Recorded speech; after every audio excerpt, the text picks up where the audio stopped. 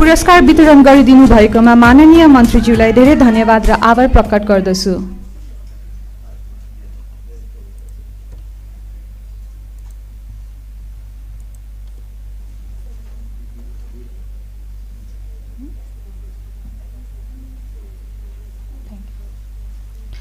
त्यसैगरी उत्कृष्ट 7 फोटोमा छनौट पर्नु भएको सबै फोटोग्राफरहरूलाई पनि धन्यवाद तथा बधाई दिन चाहन्छु।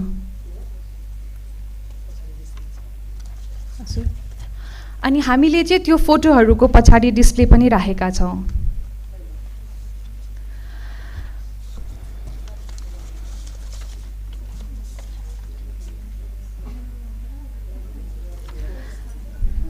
हजुर सर, हुन्छ। अबको क्रममा हाम्रो कृपाका साथीहरूले चाहिँ रिपोर्ट डिस्ट्रिब्युसन गर्नुहुनेछ।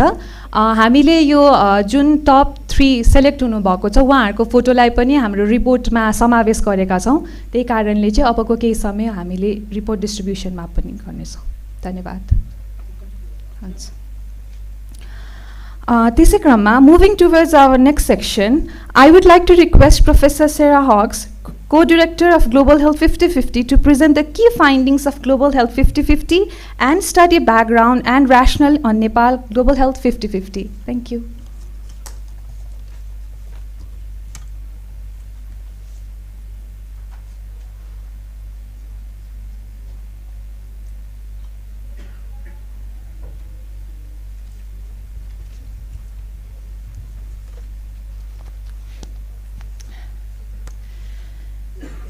Namaste, everybody, and I'm going to speak in English, so I apologize for my lack of language ability, and if anybody would like me to repeat anything, please shout. I am honored and delighted to be here today, and particularly delighted to be in the presence of the CREPA team, who you will hear later in the next half hour or so. You will see from the report that you have just been given, and you will hear the amazing work that our colleagues in CREPA have done since we were all in this room just 3 years ago, which I'll come to that in a little while. So just as a brief introduction, my name is Sarah Hawkes. I am one of the co-directors of Global Health 50/50. My other co-director is Professor Kent Buse, sitting here. And in full transparency, and just to show what gender equality can look like in global health, I should declare that not only are we co-directors, but we're also married. So we like to share the responsibility for gender equality in all aspects of our lives. So for those of you that are not familiar with Global Health 50/50, this is just a very short introduction to the work that we do. We established Global Health 50/50 5 years ago, having spent many years working in academia, working in policy processes, working with and for UN agencies around the world, working with colleagues in countries like Nepal, working for a long time with CREPA on issues of gender equality and health, and realizing that it's actually quite difficult to get messages across if all that we do as academics is produce papers in journals and reports. And so we changed the way that we disseminate our ideas and our findings and our evidence, and we established Global Health 50/50 as a way of getting people to really start to pay attention to the question of what gender equality within the health sector actually looks like and means. And we established GH 50/50 as an accountability mechanism. As you will all know, the world is not short of commitments towards equality. We've all signed up that the world should be a better place. But what we were much more concerned about was, are we actually achieving those commitments? And how do we hold ourselves to account for the commitments we've made? So as Global Health 50/50, we produce an annual report which looks at the status of gender equality in the global health system. We produce an online index. We collaborate not just in the health sector, but also in the food and nutrition sector. Over the past 2.5 years, we've done a substantial amount of work looking at the impact of gender in the COVID pandemic. And we also run our own global This Is Gender photography competition. So you can see that we have a huge portfolio of work, but we're a very small team. We're only 6 people, but with a very large support network of people working with us around the world. And our theory of change is that there is a link between what an organization looks like in terms of equality of opportunity for the people working inside that organization and the equality of who benefits from the activities of that organization. And so to put that a different way, if all organizations are run by a very narrow demographic of people, then the activities of those organizations are likely to be equally narrow. They're not going to benefit everybody. If you've just got a small slice of the population that has the opportunity to get to the top of an organization and influence policies and programs from that organization. And there is plenty of evidence to back up this theory of change. So if you look at the corporate sector, for example, there is plenty of evidence from the business world to show that the more diverse and more diversity and inclusivity you have in the leadership and senior management of the corporate sector, the more effective and in fact the more profitable the corporate sector is. And so we applied this theory of change to the health sector, looking at equality of career opportunity for people working within the organizations of the sector, and then who's actually benefiting from that work. And is the work being done taking gender into account? Every year we conduct this survey of 200 organizations across, and we have 4 core parameters. One is, does an organization make a commitment to redistribute power? In other words, does it actually recognize gender and gender equality? Not only does it recognize gender and gender equality, but does that organization actually have policies in place to ensure equality of opportunity and non-discrimination within the workforce of the organization?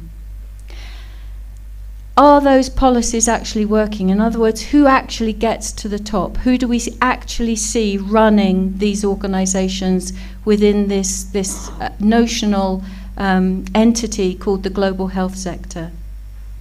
And then finally, what is it that those organizations are doing to take gender into account in terms of what they deliver to the outside world? Do they actually sex disaggregate their delivery systems, for example, the data from their delivery systems? Do they take gender into account when they are trying to reach their customer base or their client base or their patient base? We look across 10 subsectors of the global health system, and this method slide, I'm just going to very quickly go through it, and Mahesh will go in more detail into the methods as they were applied in Nepal. We use the principles of accountability, one of which is transparency, and so we do this by looking just at what's available in terms of information on the website of an organization. So we want to know what the organization is telling the outside world about its commitments to equality and diversity, because we wanted to put ourselves in the mindsets of young people starting off in their careers. And if you're a young person starting off and you go to an organizational website, What can you see on that website that gives you an assurance that you will be treated equitably in your career progression? And so we're very clear that we want organizations to tell the outside world about the policies and programs that they have in place. We use the principles of rigorous research methods. We have 2 independent reviewers reviewing every website. We cross-check the information, and then we validate the information by going back to the organizations themselves, no less than 3, sometimes 4 or more times during the data collection process, in order to ensure that we've actually got the information right. And then we produce the reports, an example of which from CRAPER you now hopefully have in your hands. You will see, and you will certainly hear from Dr. Puri, that identifying what constitutes the health sector is actually an incredibly complex task. When we think about the health sector, our minds tend to go to people who deliver health systems. But we know that there is much more to the health sector than that. There are the people who finance the health system. There are the people who provide the normative, or the organizations who provide the normative guidance within the health system. There are the organizations that sell the drugs and the diagnostics and the equipment to the health system. And then there are the organizations that really try to influence health policy, sometimes not necessarily in a particularly healthy way, but have an enormous impact on what health policy looks like. So when we do our report, we look across 200 organizations every year, and you can see here the 10 sectors that we look at. We look at the UN system, the funding system, the bilaterals, the public-private partnerships, the big international non-governmental organizations, regional organizations, the private sector, and the faith-based services. Every year, as I've said, we produce an annual report with beautiful photographs, some of which you are now hopefully admiring in the report in front of you. And every year we take a slightly different lens to what we look at. We look at our core parameters, but then we go in depth into a particular topic, whether it's who runs an organization, what the policies are, or the impact of COVID, for example. We present this not just in a written report, but in an online searchable database, an index that you can find on our website, and you will find all of the data from the 5 years of data collection for every organization in a searchable manner. So very quickly, now that we've been doing this for 5 years, we're able to tell you something about what we see in terms of changes and impact across the sector during the past 5 years. And what we've essentially seen, is there's a lot more discussion about gender and gender equality. People are much more likely to be talking about equality. So they're much more likely, the organizations are much more likely to have something on their website that says, we support gender equality. Whether that has had an impact in terms of the outcomes is much more debatable. So we see much less change in terms of, we do see some positive change in terms of parity in senior management, for example, and some more gender responsiveness in policies and programs. But you will see that across the board, when it comes to some pretty hard outcome measures, for example, who actually leads the sector, we're not seeing as much change as we would like to see. And we're certainly not seeing as much change as we would be led to believe if all we looked at was commitments saying, yes, we believe in gender equality. So across those 200 organizations over the past 5 years, a majority have never had a woman CEO. a majority have never had a woman board chair. And you might say, well, it's 5 years, you wouldn't expect too much change. But actually, across those 200 organizations, 25% of them change their CEO or their board chair every year.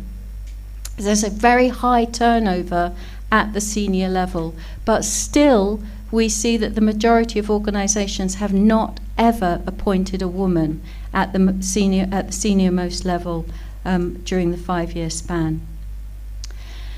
And overall, this results in what we have called a glass border in the global health leadership. We don't just look at gender, we look at other demographics across the leadership. And we see consistently that 70% of the leadership is male. 80% of the global health leadership comes from high-income countries. And over 90% are educated in high-income countries. And I can tell you that there are more people running global health organizations educated in one university in the United States than all universities in every low and middle income country combined. And our concern is that that leads to a narrowness in thinking, leads to a narrowness in ideas and a lack of innovation in tackling some of the world's most complex health problems. Sorry, let me just go back.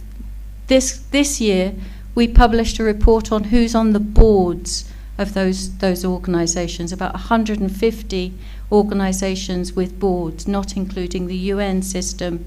And what we discovered amongst the 2,000 board members, that only 15 board members of those global health organizations, 15 out of 2,000, are women from low-income countries, whereas 44% of board members of the global health organizations are American. So we collate this data, we put it out as reports, we put it out as an index. We have a big social media and comms package that we utilize and benefit from every year. And we have been able to measure some impact, both in terms of how the employees of the organizations perceive the work that we're doing, and some measurable changes in the activities of organizations themselves. For example, organizations that are now reporting gender pay gaps, whereas previously they didn't measure and report on their gender pay gaps. So today, I'm going to hand over to the main event now, but I do just want to reflect on one very last thing. 3 years and 1 day ago, literally to the very day, we sat in this room and presented the results of our 2019 global report. And some of you may have been at that meeting, and I thank you enormously for coming back. But it was at that meeting that the impetus for conducting our work, not just at the global level, but at the national level, where things really happen, where health policies are really made, and decisions around equality and diversity really matter, i.e. at the national level. That was when the request came in to us, to all of us, to replicate what we had done at the global level, at the national level. And what a 3-year journey it's been. You're going to hear from Mahesh about the journey of doing this, adapting the methods to the national level. But we've all been on an incredible, traumatic health journey over the past 3 years. We've all lived through a pandemic that showed all of us that disease is not equally distributed across the population, that inequalities across society are what really drove all of our risks of getting sick, being able to achieve the health care that we needed, and our risk of dying. In every country that was affected by COVID, the major drivers of your risk of ill health and other socioeconomic impacts of COVID were driven by inequalities deeply embedded in every single society. So 3 years down the line, I hope that we are all now convinced that inequalities are a major driver, not just of whether we have an opportunity to get to the top of the career ladder, but absolutely a major driver of whether we achieve our health and well-being goals as people and as populations. Therefore, the work of measuring and holding organizations to account for their commitments to equality has never been more important. Thank you.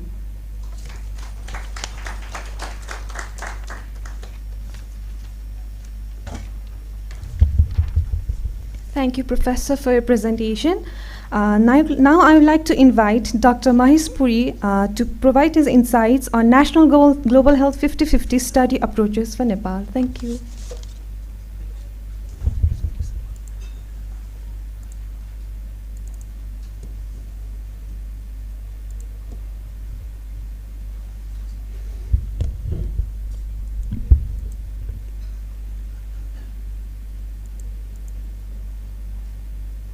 ज्यादा भइरहेछ होइन ठिकै छ त्यहाँ change भएन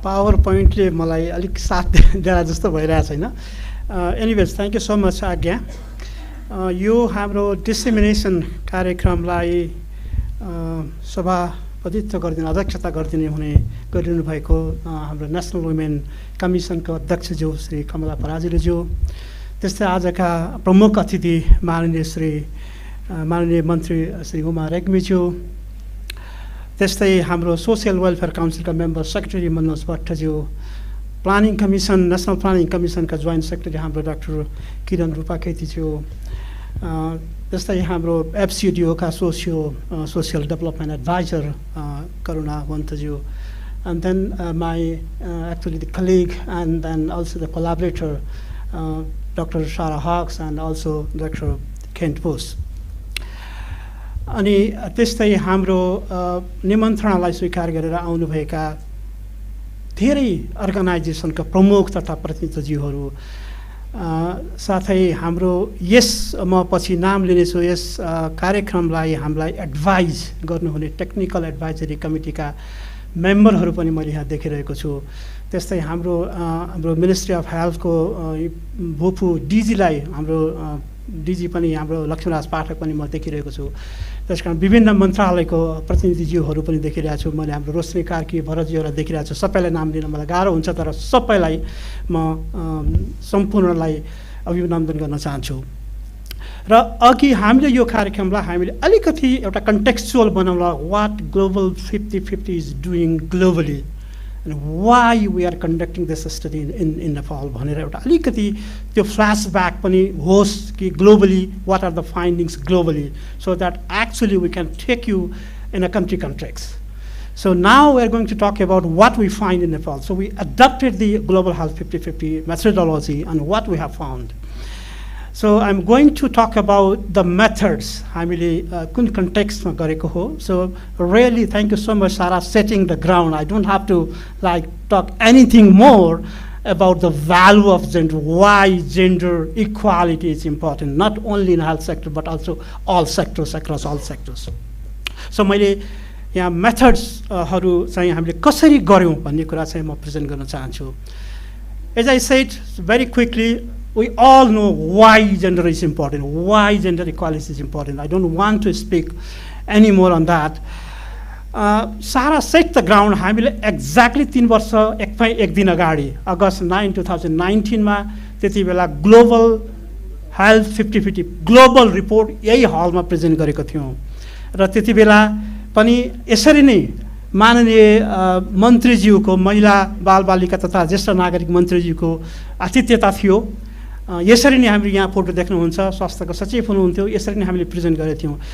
त्यसमा मैले यो किन भन्नु बाध्य छु भनेदेखि त्यसले नै एउटा हामीलाई कल एक्सन, एउटा चाहिँ तपाईँले yes you did present global report, global अर्गनाइजको रिपोर्ट पढ्नुभयो. Why don't you do the similar study in Nepal. So नेपालमा हेल्थमा काम गर्ने organisation what it looks like in Nepal भनेर त्यसले एक्चुली एउटा एक्सन पोइन्ट कल गरेको थियो हामीलाई. र we tried our best. Sara and Kent we really tried hard in last 3 years basically bringing resources to carry out that study at the country level. Of course we had this all COVID.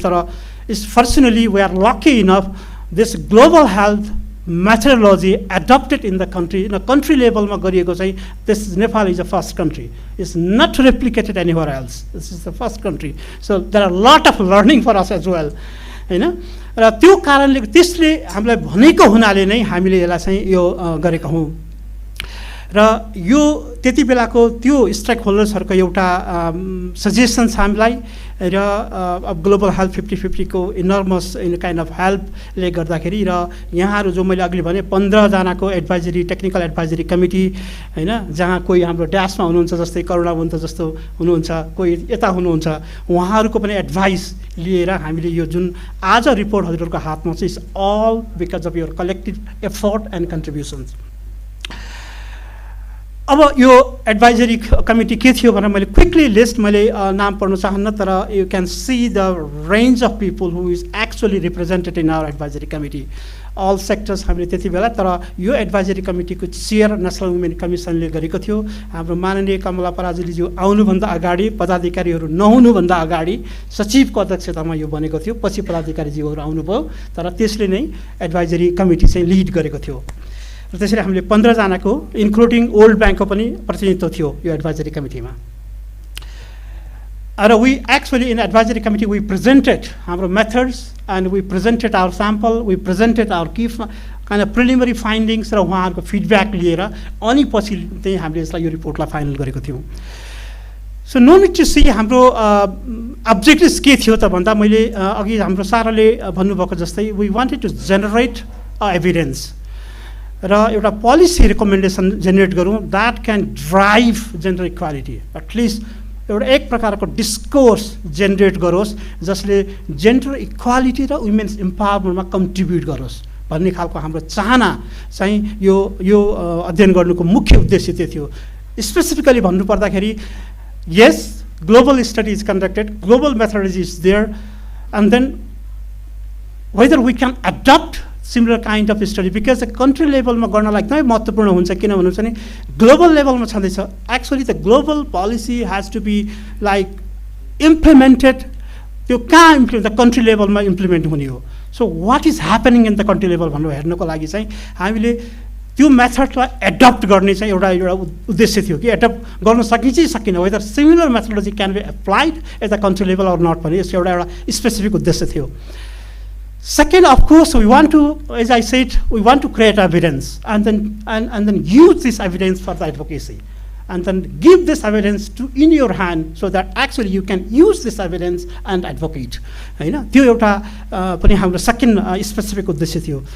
Third, हामीले एउटा यो मार्फत जुन already we have started this, we want to build a kind of group of coalition group who can actually is working and would like to work with us so that you can contribute we can use this evidence and contribute in making यो women empowerment र gender equality मा काम गर्नुलाई चाहिँ एउटा एक प्रकारको coalition पनि बनोस् भन्ने चाहना पनि हाम्रो थियो। यो तीनटा बेसिक उद्देश्य राखेर we conducted this study। अब म हामीले स्याम्पल कसरी गर्नुभएछ भन्ने कुरा चाहिँ अलिकति भन्नु चाहन्छु। यो स्लाइडमा मेरो अलिक धेरै शब्द छ तर I will spend few minutes here। जस्तै हाम्रो अहिलेको स्याम्पलमा जसरी ग्लोबलमा उहाँहरूले मोर देन 201 ग्लोबल अर्गनाइजेसनहरू ग्लोबल स्टडीमा थियो भने नेपालमा चाहिँ 77 अर्गनाइजेसन छ इन्भल्भ छ। हामीले हेरेको 77 स्याम्पल, त्यसमा छुट्याएर हेर्दा 30 हाम्रो मनोज सर यहाँ हुनुहुन्छ 30 एनजिओजहरू सेलेक्टेड भएको छ। त्यो 30 एनजिओहरूको सेलेक्सन गर्दाखेरि we actually use the roster of over 50,000। उहाँलाई थाहा होला यदि एसडब्ल्युसीको रोस्टरमा गयो भने more than 50,000 NGOs are registered in हाम्रो एसडब्ल्युसीको लिस्टमा देख्न सकिन्छ। त्यहाँबाट हामीले विभिन्न इन्क्लुजन एन्ड एक्सक्लुजन क्राइटेरिया राखेर हामीले we selected 30 and then we actually presented the list of NGOs in technical advisory committee meeting, and technical advisory committee ले केही सजेस्ट गर्नुभएको थियो, why didn't you look at this particular institutions which is very active भन्नुभएको थियो। अनि त्यसलाई फेरि हामीले वेदर हाम्रो इन्क्लुजन क्राइटेरियामा पर्छ कि पर्दैन भनेर एसेस गरेर केही इन्स्टिट्युसन त्यो स्टेजमा पनि थपिएको छ। So what are our inclusion criteria? Mainly 4 मा हामीले गरेको थियो। एउटा चाहिँ हामीले के हेऱ्यौँ कट अफ पोइन्ट भने रजिस्टर एटलिस्ट 2015 एटलिस्ट 5 वर्षसम्म चाहिँ रजिस्टर भएको हुनुपर्ने, त्यो खालको एउटा बेन्चमार्क राखेर हामीले हेऱ्यौँ। अर्को चाहिँ यो लिमिटेसन भन्नु पनि सकिन्छ, हामीले एनजिओसहरूको हेड क्वार्टर काठमाडौँमा भएकोलाई लियौँ। इट्स नो त्यस्तो एउटै यही लिनुपर्ने भन्ने थिएन, प्लस मेबी हाम्रो सर्टेन बायस र लिमिटेसन थियो होला जसको अफिस हेड क्वार्टर काठमाडौँमा थियो, त्यसलाई हामीले एउटा इन्क्लुजन क्राइटेरियामा राखेको थियौँ। And then we also looked at their इन्फर्मेसन्सहरू, whatever information available publicly त्यो हेरेर हामीले what we have tried is तिनीहरूको ongoing program चाहिँ it has to be related with gender or health, किनभने जेन्डर र हेल्थमा फोकस गरेको हुनाले हामीले त्यो क्राइटेरिया पनि inclusion क्राइटेरियामा we had this inclusion criteria। and then यो म अर्को स्लाइडमा भन्छु, all this information is coming from publicly available document। It's not something we interviewed or हामीले collected data. We actually based all our research is global study is global मा पनि त्यही नै method थियो, what is publicly available information of those organizations हैन। त्यसमा गरेको हुनाले हामीले यो इन्क्लुजन क्राइटेरिया पनि राख्यौँ कि at least they should have a web page so that we can actually look at their web page and what is committed there, what is written in the document, what is shared publicly भन्ने खालको हेर्न सकियोस् भनेर हामीले त्यो criteria पनि inclusion criteria राख्यौँ NGO. त्यसरी we have selected 30 NGOs and then we have 47 global NGO global organization। global means यहाँ प्राइभेट पनि छ, UN एजेन्सी पनि छ र बायोलेटरल अर्गनाइजेसनहरू पनि छन् हैन, मल्टिलेटरल अर्गनाइजेसनहरू पनि छ यो 47 मा। सो 47 मा चाहिँ हाम्रो दुईटा स्याम्पल छ। एउटा स्याम्पल चाहिँ 34 को स्याम्पल छ 47 मा, 34 स्याम्पल चाहिँ इज एक्चुअली कम्स फ्रम हाम्रो ग्लोबल स्याम्पलबाट। ग्लोबलको जुन 200 थियो त्यो 200 स्याम्पलमा we looked at all 200 organisation र how many of them actually working in Nepal. So if they are working and in global sample त्यसलाई चाहिँ हामीले अटोमेटिकली वी सेलेक्टेड देम। नेपालमा छ भने हामीले चाहिँ उहाँहरूलाई नेपालमा काम गरिरहेछ भने आउट अफ 200 मा 34 वटा चाहिँ नेपालमा काम गरिरहेछ and they are working on gender and health एरियामा छ। त्यसले गर्दा त्योबाट 34 वटा स्याम्पल हाम्रो आएको छ। सो त्यसको हुनको लागि of course they have to register, उहाँहरू यहाँ नेपालमा भएको हुनु पऱ्यो हैन, अब हेल्थ र जेन्डरमा इम्प्लिमेन्ट गरेको हुनु पऱ्यो and then at least they should have a physical presence in Nepal. त्यो छैन भने हामीले त्यसलाई एक्सेप्ट गर्यौँ। त्यसरी 34 आएको छ। And then we added additional 13। त्यो 13 चाहिँ के छ भने ग्लोबल स्याम्पलमा थिएन, they are not in a global sample but we found them actually they are working in Nepal in gender and health र they are active we know। त्यसले गर्दाखेरि उनीहरूले अल इन्क्लुजन क्राइटेरिया मिट गरेको थियो। त्यसमा हामीले के हेरेको थियौँ, हेल्थमा काम गर्नेहरू छ कि छैन, एटलिस्ट यदि global organisation they should have 15 employees, हामीले त्यो एउटा माग राखेको थियौँ लिमिटेसन, एउटा लाइन 15 वटा चाहिँ इम्प्लोइ हुनुपर्ने त्यो ग्लोबल संस्थामा। And then we also did a kind of stakeholders mapping गर्दाखेरि त्यो संस्थामा they have some more at least moderate level of kind of influence of existence in the country Maybe they have just opened and then working somewhere, होइन, कसैको त्यो उसमा पनि छैन भने त्यसरी गरेको होला सायद हाम्रो त्यो जुन यो ट्रान्सपेरेन्सीको इस्यु छ त्यसले गर्दाखेरि चाहिँ हामीले उहाँहरूलाई पनि एक्सक्लुड गरेको थियौँ. And then we also had an inclusion criteria of like at least as global organization भएको हुनाले at least 10 districts मा काम गरेको त्यो क्राइटेरिया राखेर ग्लोबल अर्गनाइजेसनलाई चाहिँ त्यो क्राइटेरिया राखेर हामीले एडिसनल 13 एड गर्नु परेको थियो. So we have 47 global organisation working in Nepal in our national study sample. And then we also हामीले अल्सो एउटा दृष्टता गऱ्यौँ. हाम्रो जोइन्ट सेक्रेटरी हुनुहुन्थ्यो मिनिस्ट्री अफ हेल्थको, सायदमा जानुभयो कि क्या जस्तो लाग्यो मलाई, मैले उहाँलाई देखिरहेको थिएँ. हामीले अर्को दृष्टता के पनि गरेका छौँ, हाम्रो मन्त्रीज्यूलाई पनि हो, हामीले दुईवटा मन्त्रालयको ministry of health and population and then ministry of women and चिल्ड्रेनको पनि सिनियर लेभल म्यानेजमेन्टमा कसले लिड गरेको छ भनेर पनि हामीले हेरेको थियौँ. त्यसले गर्दाखेरि चाहिँ लास्ट 5 इयर्समा हु लिड्स द्याट मिनिस्ट्री भनेर हामीले हेरेको छौँ 5 इयर्सको तथ्याङ्क राखेर, होइन, त्यो उसमा. अनि त्यसपछि दुईवटा हाम्रो स्वास्थ्य मन्त्रालयको चाहिँ दुईवटा डिभिजन, फ्यामिली वेलफेयर डिभिजन जो हेल्थको फोकस्ड हो, अनि त्यसपछि इपिडेमियोलोजी र डिजिज कन्ट्रोल डिभिजन, त्यो डिभिजनको पनि लास्ट 5 इयर्समा को थियो त लिडरसिपमा भनेर हेऱ्यौँ. त्यो लिडरसिप हेर्दाखेरि चाहिँ हामीले दुईवटा, एउटा टप लेभल लिडरसिप हेरेको छौँ, अर्को चाहिँ म्यानेजमेन्ट लेभलमा, सिनियर म्यानेजमेन्ट लेभलमा. सिनियर म्यानेजमेन्ट लेभल भनेर हामीले एउटा अपरेसनल डेफिनेसन राखेको थियौँ. त्यहाँ चाहिँ उपसचिवभन्दा माथिमा चाहिँ को छ त भनेर यी डिभिजन्सहरूको त्यो पनि हेरिएको थियो. हामीले उपसचिव राखेको चाहिँ एउटा कारण चाहिँ के हो भने, धेरै कारणहरू छ, एउटा कारण चाहिँ कतिपय उपसचिवहरू चाहिँ हाम्रो सर्टेन सेक्सनको चिफ हुनुहुँदो रहेछ, इन्चार्ज हुनुहुन्छ भनेपछि they are at least in a certain position to decide भन्ने हिसाबले हामीले त्यो एउटा क्राइटेरिया, त्योभन्दा मुनि चाहिँ हामी जान सकिएन.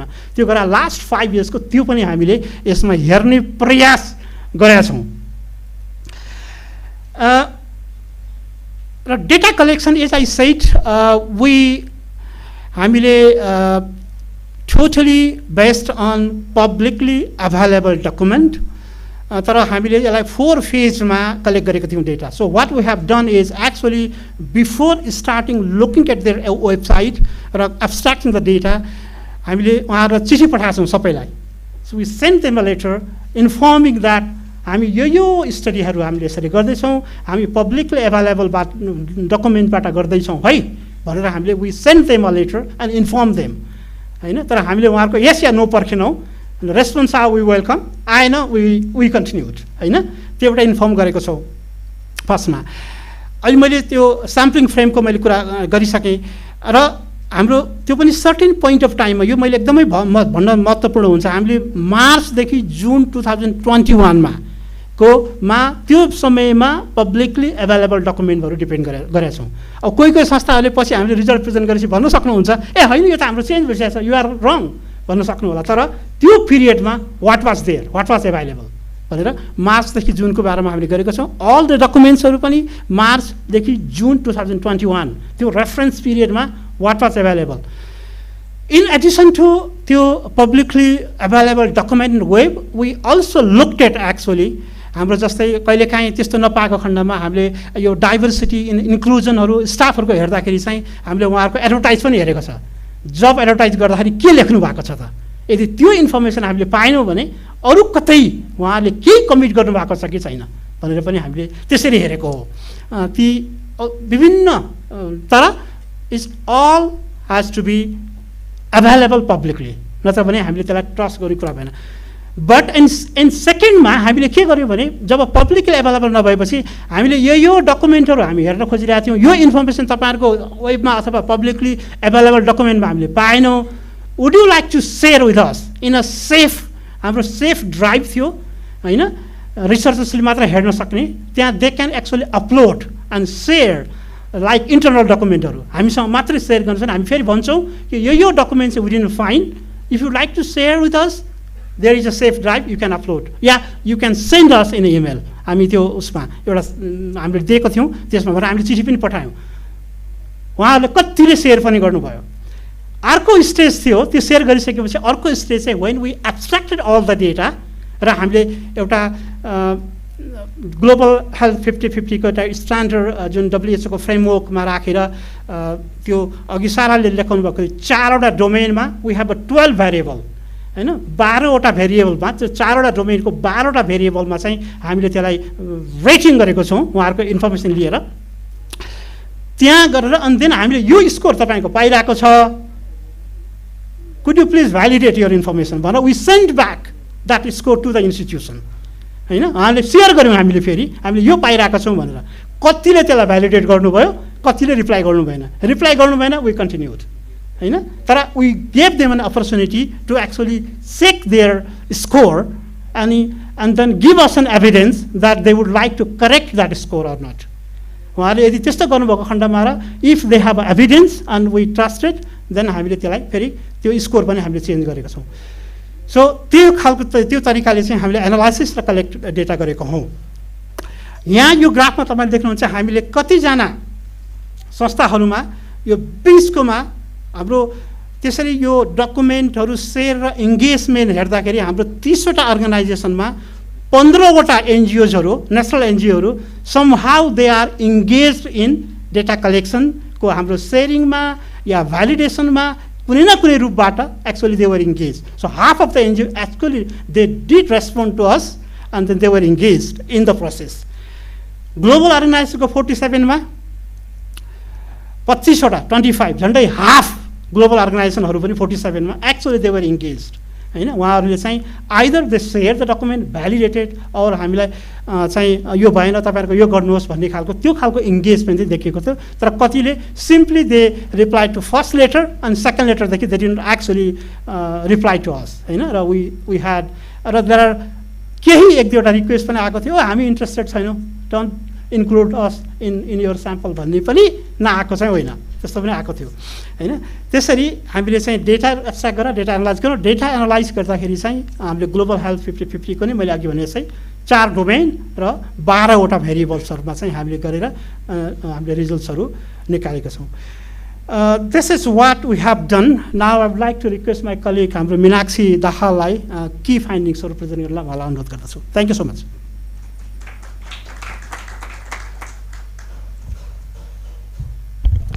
थ्याङ्क यू डाक्टर पुरी यस कार्यक्रमका अध्यक्षज्यू प्रमुख अतिथिज्यू उपस्थित अतिथिज्यूहरू र यहाँ उपस्थित मान्यजनहरूमा सबैमा म अभिवादन टक्राउँछु डाक्टर पुरीले हाम्रो स्टडीको अब्जेक्टिभ्स मेथड्स एप्रोचेसहरू भन्नुभयो अब मैले चाहिँ यस स्टडीको की फाइन्डिङ्सहरू नेपालमा काम गरिरहेका नेसनल एनजिओज तथा ग्लोबल अर्गनाइजेसन्सहरूले आफ्नो अर्गनाइजेसनमा कसरी जेन्डर इक्वल र जेन्डर रेस्पोन्सिभ एक्टिभिटिजहरू कसरी गरिरहेका छन् त हाम्रो असेसमेन्टले के पाए भन्ने कुरामा अगाडि बढ्छु टाइम कन्स्ट्रेन्टले गर्दा म की फाइन्डिङ्स मेजर फाइन्डिङ्सहरूलाई ब्रिफली प्रेजेन्ट गर्छु डिटेल सबै फाइन्डिङ्स रिपोर्टमा पनि छ पछि हामी क्युएनए सेसनमा पनि अझ केही क्ल्यारिफिकेसनहरू गर्नेछौँ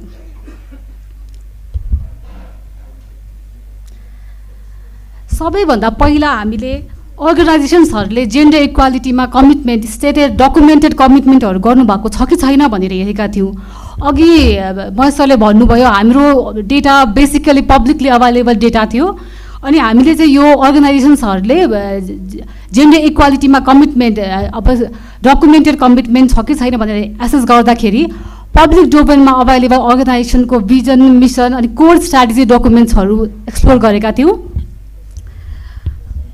अब public commitment to gender equality किन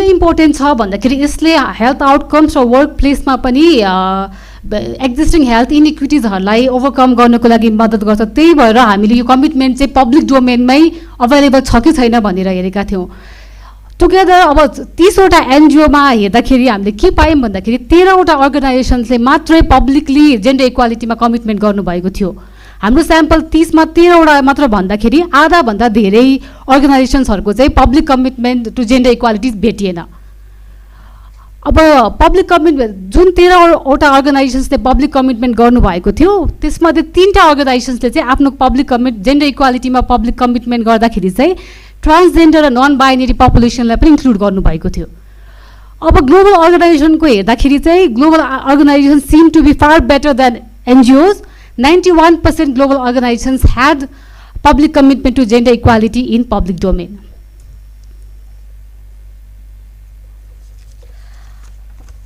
पब्लिक कमिटमेन्ट टु जेन्डर इक्वालिटीका सँगसँगै हामीले जेन्डरको डेफिनेसन पनि पब्लिकली अभाइलेबल डोमेनमा अर्गनाइजेसन्सहरूले राख्नुभएको छ कि छैन, उहाँहरूले जेन्डरलाई डिफाइन गर्नुभएको छ कि छैन भनेर हेरेको थियौँ।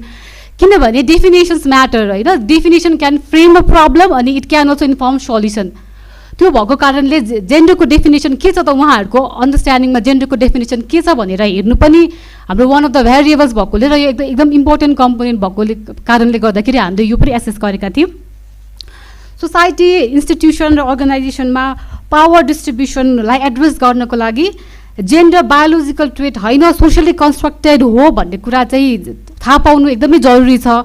त्यही भएर अनि हामीले जेन्डरको डेफिनेसनमा चाहिँ हाम्रो एउटा स्ट्यान्डर्ड डेफिनेसन थियो, त्यो चाहिँ UN वुमेनको डेफिनेसनलाई हामीले एउटा हाम्रो बेन्चमार्क राखेको थियौँ। जेन्डरको डेफिनेसन हेर्दाखेरि the results were quite disappointing for national NGOs. जम्मा 2टा नेसनल एनजिओजले मात्र आफ्नो पब्लिक डोमेनमा जेन्डरको डेफिनेसन राख्नुभएको थियो। अनि अरू एडिसनल 2टाले चाहिँ जेन्डर रिलेटेड कुनै टर्म्सहरू डिफाइन त गर्नुभएको थियो, तर जेन्डरको डेफिनेसन चाहिँ ग्लोबल टर्मसँग मिल्दा त थिएन, तर उहाँले जेन्डरसँग रिलेटेड कुनै वर्ड्सहरू या कुनै त्यस्तो स्टेटमेन्टहरूलाई चाहिँ उहाँहरूले डिफाइन गर्नुभएको थियो। 47वटा ग्लोबल अर्गनाइजेसन्सको डेटा हेर्दाखेरि चाहिँ 23वटा अर्गनाइजेसन्सले चाहिँ they had define gender in public domain. उहाँहरूले चाहिँ डेफिनेसन उहाँहरूले जेन्डर जुन चाहिँ हाम्रो ग्लोबल स्ट्यान्डर्डसँग नै त्योसँग नै म्याच गर्ने डेफिनेसन चाहिँ उहाँहरूले आफ्नो वेबसाइट्समा या वेब पेजेसमा राख्नुभएको थियो। अनि थप 6वटा अर्गनाइजेसनले चाहिँ although they didn't define gender, तर उहाँहरूले जेन्डर रिलेटेड केही टर्म्सहरूको चाहिँ डेफिनेसन चाहिँ आफ्नो वेबसाइट्सहरूमा राख्नुभएको थियो। हामीले commitment to gender equality, definition of gender त हेऱ्यौँ होइन, तर कमिटमेन्ट्स र डेफिनेसन्स इम्पोर्टेन्ट छ, तर त्यसको चाहिँ कुनै पोलिसिज या कुनै रिटर्न त्यस्तो राइट पोलिसिज उसमा नभइकन त्यसको चाहिँ लिटल इम्प्याक्ट मात्र पर्छ भन्ने हाम्रो मान्यता छ। त्यसको लागि ब्याकअप गर्नको लागि कुनै पोलिसी डकुमेन्ट भयो भने झन् त्यसले अझ स्ट्रङली जेन्डर इक्वालिटीलाई प्रमोट गर्नलाई हेल्प गर्छ भन्ने हाम्रो मान्यता छ। त्यसैले हामीले वर्क प्लेस पोलिसिजहरू पनि हेरेको थियौँ। अर्गनाइजेसनमा चाहिँ वर्क प्लेस पोलिसिजहरूको अभाइलेबिलिटी के छ त, अर्गनाइजेसनमा वर्क प्लेस पोलिसिजहरू छ कि छैन भनेर हेरेको थियौँ। यसको वर्क प्लेस पोलिसिज हेर्दाखेरि चाहिँ हामीले workplace gender equality policy र workplace diversity and inclusion policies हेरेको थियौँ। के छ त अर्गनाइजेसनहरूसँग यस्तो खालको पोलिसिजहरू छ कि छैन, उहाँहरूले कमिटमेन्ट त गर्नुभयो, तर त्यसलाई एक्सनमा परिणत गर्नको लागि कुनै पोलिसिजहरू डिजाइन डेभलप गर्नुभएको छ कि छैन भनेर हेर्दाखेरि यसको नतिजा पनि अलिक निराशाजनकै रहेको थियो। के हो भन्दाखेरि 30वटा नेसनल एनजिओजमा 2टा एनजिओजहरूको मात्रै work place gender equality policies हामीले पब्लिक डोमेनमा भेटेको थियौँ। अनि अघि महेशले भन्नुभयो हामीले पब्लिक डोमेनमा नभेटेको इन्फर्मेसनहरू अर्गनाइजेसनसँग रिक्वेस्ट पनि गरेको थियौँ, तपाईँहरूको पब्लिक डोमेनमा यस्तो पोलिसिजहरू छैन, सेयर गर्न मिल्छ भने you can share us through the secure drive भन्दाखेरि एडिसनल 5वटा एनजिओजहरूले चाहिँ उहाँहरूको workplace equality gender equality policy हामीसँग सेयर गर्नुभएको थियो। त्यस्तै 47 ग्लोबल अर्गनाइजेसन्सहरूको ग्लोबल वर्क प्लेस जेन्डर पोलिसिजहरू चाहिँ 47 मध्ये आधाको चाहिँ globally workplace gender equality policy पाइयो, तर नेपाल स्पेसिफिक पोलिसी चाहिँ जब 3वटाको मात्र पाइयो। 3वटामा पनि एउटाको अर्गनाइजेसनको मात्र पब्लिक डोमेनमा थियो, 2जनाले चाहिँ हामीलाई सेयर गर्नुभयो। त्यस्तै डाइभर्सिटी एन्ड इन्क्लुजन पोलिसीको कुरा गर्दाखेरि चाहिँ 1जनाको पनि पब्लिक डोमेनमा diversity workplace diversity and inclusion policy थिएन, 2टा अर्गनाइजेसनले चाहिँ हामीले रिक्वेस्ट गरेपछि सेयर गर्नुभयो। अब यो फाइन्डिङले के देखाउँछ भन्दाखेरि वर्क प्लेस पोलिसीको उपलब्धता र पारदर्शिता निकै ठुलो च्यालेन्ज रहेको छ हाम्रो कन्टेक्स्टमा काम गर्ने अर्गनाइजेसनहरूको भनेर देखाउँछ। हामीले ट्रान्सपेरेन्सी र अकाउन्टेबिलिटीको लागि चाहिँ यस्ता पोलिसीहरू पब्लिक डोमेनमा राख्नु निकै महत्त्वपूर्ण छन्।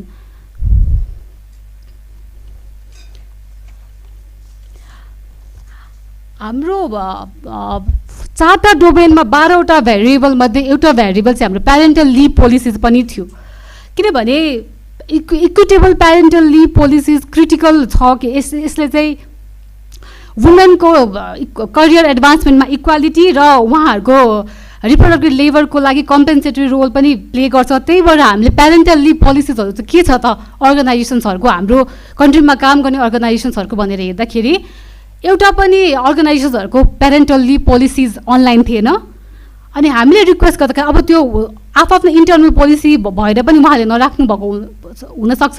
कसैको पनि नाइदर ग्लोबल नर एनजिओज नेसनल एनजिओजको कुनै कसैको पनि थिएन पब्लिकली अभाइलेबल चाहिँ।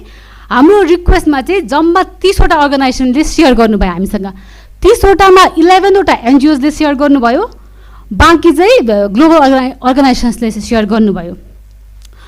अब यो प्यारेन्टल लिभ पोलिसिजमा म्याटर्निटी लिभहरू चाहिँ 7 देखि 39 विक्स रेन्ज गर्यो, डिफर गर्यो। अब संस्था अनुसारको मिनिमम 7 विक्स, म्याक्सिमम 39 विक्स। त्यस्तै प्याटर्निटी लिभ चाहिँ 1 देखि 24 विक्स। अब यो म्याटर्निटी लिभ असेस गर्दा चाहिँ अब एकदमै कन्सर्निङ फाइन्डिङ हो यो, किनभने हाम्रो right to safe motherhood and reproductive health right एक्टले त्यो एक्टले नै के छ भन्दाखेरि म्याटर्निटी लिभ 98 डेज 14 विक्सको पेड म्याटर्निटी लिभ महिलाले पाउनुपर्छ भनेर लेखेको छ। तर हामीले हेरेको 30 वटा म्याटर्निटी लिभमा चाहिँ 17 वटा अर्गनाइजेसन्सले चाहिँ त्यो मिनिमम क्राइटेरिया पुरा गरेको छैन, हाम्रो ऐनमा लेखिअनुसारको क्राइटेरिया पुरा गरेको छैन, जुन एकदम कन्सर्निङ कुरा हो। त्यस्तै त्यही ऐनमा चाहिँ पुरुषले चाहिँ 2 हप्ता उसको वाइफको डेलिभरी भएपछि 2 हप्ता लिभ पाउनुपर्छ भनेर त्यहाँ लेखेको छ। 2टा एनजिओले त्यो 2 हप्ता पनि आफ्नो मेल इम्प्लोइजलाई नदिएको पाइयो, उहाँहरूलाई जम्मा 1 हप्ता मात्र दिएको पाइयो 2टा नेसनल एनजिओजले चाहिँ। त्यस्तै हामीले अब म्याटर्निटी लिभ पोलिसिजका साथसाथै म्याटर्निटी लिभबाट फर्केर आएपछि कस्तो खालको सपोर्ट छ त त्यो इम्प्लोइलाई, स्पेसली फिमेल इम्प्लोइजको लागि आफ्नो अर्गनाइजेसनले कस्तो सपोर्टहरू राखेको, केही सपोर्ट राखेको छ त उहाँहरूलाई हेल्प गर्नको लागि त्यो ट्रान्जिसन त्यो फेजबाट फेरि आफ्नो करियरमा को त्यो ट्रान्जिसन फेजमा हेल्पफुल होस् भनेर केही छ त प्रोभिजन्सहरू भनेर हेर्दाखेरि 8 वटा एनजिओ र 10 वटा ग्लोबल अर्गनाइजेसनले चाहिँ कुनै न कुनै किसिमको सुविधाहरू दिनुभएको छ आफ्नो इम्प्लोइजलाई ब्याक टु वर्क आउनुको लागि आफ्टर डेलिभरी। कस्तो सुविधाहरू थियो भन्दाखेरि लाइक ब्रेस्ट फिडिङ ब्रेक्स, अनि चाइल्ड केयर फेसिलिटी, आफ्नो अर्गनाइजेसनमै चाइल्ड केयर फेसिलिटिज, अनि फ्लेक्सिबल वर्किङ अरेन्जमेन्ट्स।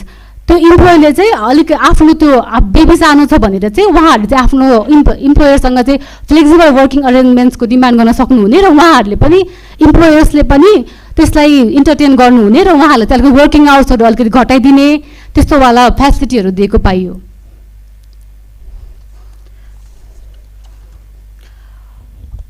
अब लिडरसिपको कुरा आयो, हामीले लिडरसिप हु लिड्स अर्गनाइजेसन भनेर पनि हेरेको थियौँ, अघि सेराले पनि कुरा गरेको थियो होइन।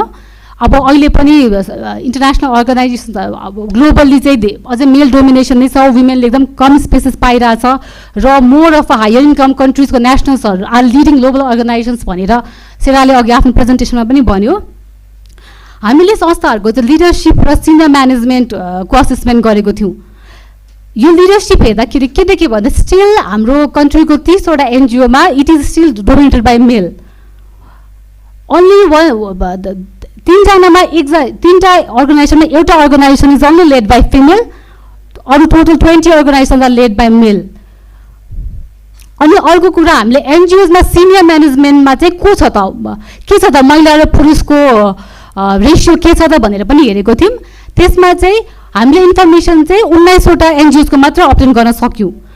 हामीसँग चाहिँ 30 वटामा 19 वटा मात्र अर्गनाइजेसनको डेटा हामीले लिन सक्यौँ। त्यसमा चाहिँ 12 वटा अर्गनाइजेसनमा चाहिँ महिलाले चाहिँ 1/3 भन्दा माथि उहाँहरूको रिप्रेजेन्टेसन चाहिँ 1/3 भन्दा माथि त्यो सिनियर म्यानेजमेन्ट पोजिसन्समा। त्यस्तै ग्लोबल अर्गनाइजेसन्सको लिडरसिप हेर्दाखेरि चाहिँ नेपालमा अपरेट गरिरहेको ग्लोबल अर्गनाइजेसन्समा चाहिँ 47मा 23 अफ द अर्गनाइजेसन्स were led by female heads है। अनि हामीले के गर्यौँ भन्दाखेरि 47 अर्गनाइजेसन्सबाट युएन अर्गनाइजेसन्स, मल्टिल्याटरल्स र बाइल्याटरल्सलाई एक्सक्लुड गरेर चाहिँ कुन नेसनलिटीको मान्छे इज लिडिङ द अर्गनाइजेसन भनेर हेऱ्यौँ। किनभने युएन, बाइल्याटरल र मल्टिल्याटरलको आफ्नै प्रोटोकल हुन्छ, हुन्छ उहाँहरूको केही त्यस्तो हु लिज द अर्गनाइजेसन भन्ने कुरामा आफ्नो प्रोटोकल हुन्छ भन्ने हिसाबले हामीले त्यो अर्गनाइजेसन्सहरू एक्सक्लुड गरेर टोटल 29वटा अर्गनाइजेसन्सको चाहिँ लिडरसिपमा कसले लिड गर्छ त नेपालमा काम गरिरहेको संस्था छ नेपाली हुनुहुन्छ कि अरूको नेसनलको मान्छे हुनुहुन्छ भनेर हेर्दाखेरि चाहिँ only 11 of the country heads of those organizations were Nepali people. अनि त्यो मध्ये 2 जना मात्र फिमेल हुनुहुन्थ्यो. यसले के देखाउँछ भन्दाखेरि अझै पनि historical hierarchy of power distribution prevalent छ भन्ने कुरा. यो इन्टरनेसनल अर्गनाइजेसन्सहरूले चाहिँ should be led by people from outer world. अब हाई इन्कम कन्ट्रिजको मान्छेहरूले लिड गर्नुपर्छ भन्ने त्यो अहिले पनि त्यो नोसन अहिले पनि प्रिभ्यालेन्ट छ भन्ने कुरा देखाउँछ. हामीले अघि स्याम्पलको कुरा गर्दाखेरि पनि डाक्टर पुरीले भन्नुभएको थियो हामीले सेलेक्टेड गभर्मेन्ट मिनिस्ट्री र डिपार्टमेन्ट्सहरूमा पनि लिडरसिप हेरेको थियौँ.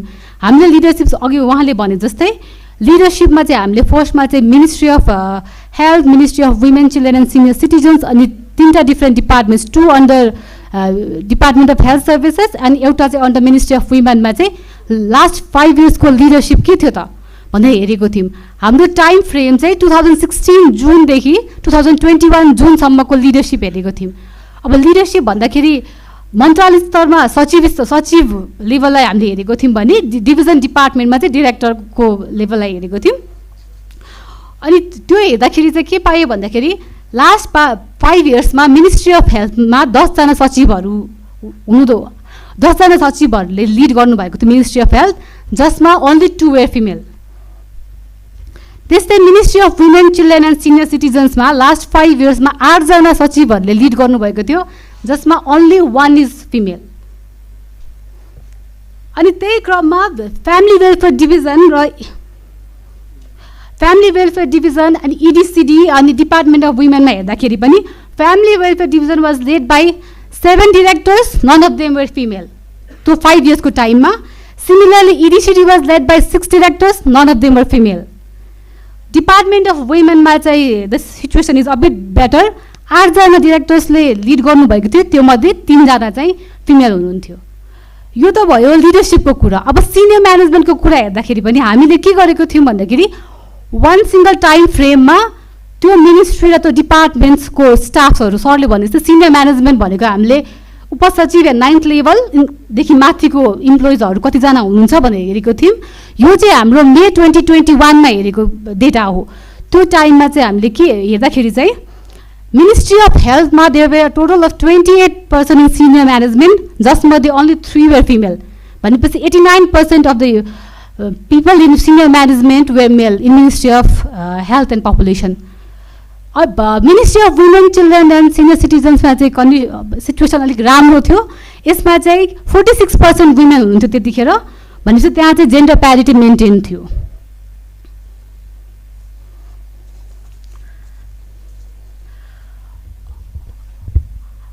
हामीले अर्गनाइजेसन्सको प्रोग्रामेटिक स्ट्राटेजी मेजर पनि गरेका थियौँ, किनभने अब कमिटमेन्ट्सहरू छ, पोलिसिजहरू छ, तर के छ त प्रोग्रामेटिक अप्रोच चाहिँ कस्तो छ त त्यो अर्गनाइजेसन्सहरूको भनेर हेरेका थियौँ.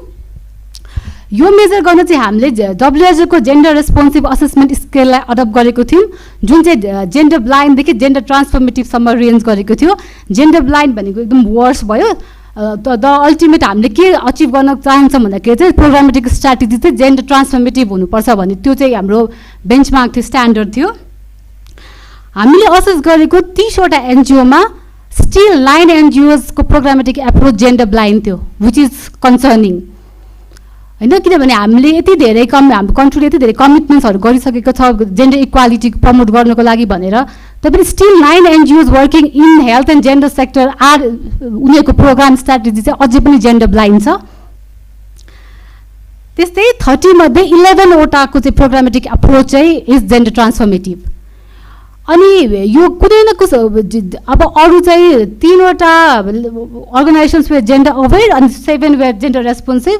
कुनै न कुनै किसिमले जेन्डर रेस्पोन्सिभ अर्गनाइजेसन्सहरूको चाहिँ पपुलेसन फोकस चाहिँ के थियो त भनेर पनि हामीले हेरेको थियौँ अझ डिटेलमा गएर होइन. उहाँहरूको एप्रोचेसहरू त कुनै न कुनै किसिमले जेन्डर रेस्पोन्सिभ थियो, तर उहाँहरूको पपुलेसन फोकस के थियो भन्दाखेरि 21मा 9 जेन्डर ब्लाइन्ड थियो कट भएर 21 organisations were we are gender responsive in some way.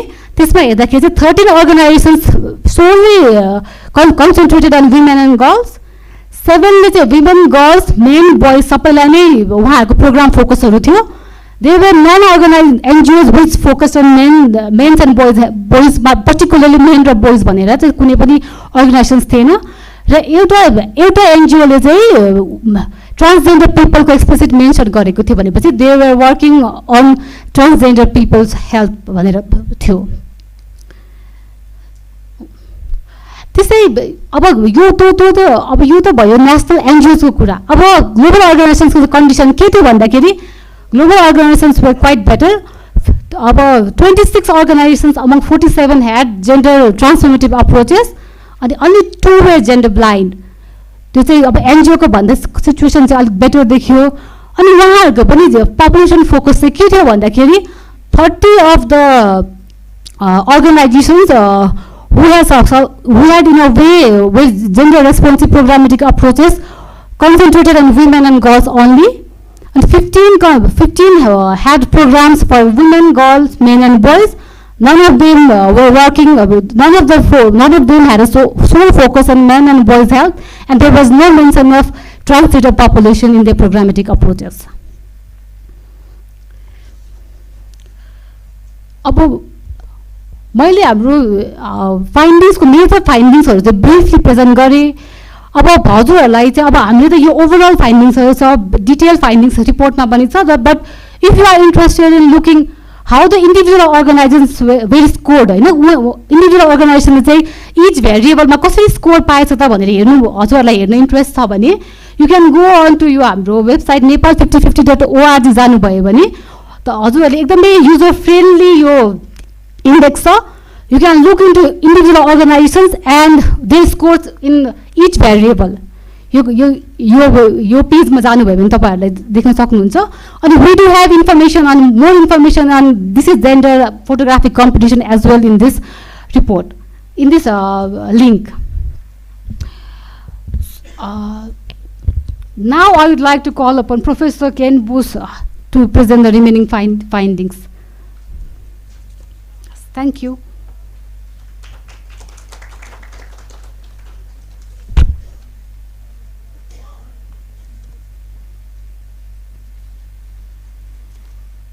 Thank you, Meenakshi, and namaste. It's great to be back in Nepal. Thanks for the invitation. Sarah revealed that we're married. She revealed that we share responsibility for gender equality, and we share responsibility for a number of other things. What we don't share responsibility for is that in our house I'm the cook, and she deals with the finances. She's going to have a tough year ahead of her in the financial crisis that's coming. So I'm here to challenge both male privilege and northern privilege as we work to promote equality together and as we work to promote accountability for gender equality together. I want to start by thanking the team at CREPA for making this first of its kind in the world report possible. As Mahesh said, it was not without its challenges. Dhanyabad. Thank you. Yes, thank you. I also want to thank our esteemed National Technical Advisory Committee, chaired by the National Women's Commission, Dhanyabad, without whom this work would not have been half of what it has become. I'm very humbled that the Honorable Uma Regmi is with us today. Thank you for joining us and for your interest in this work.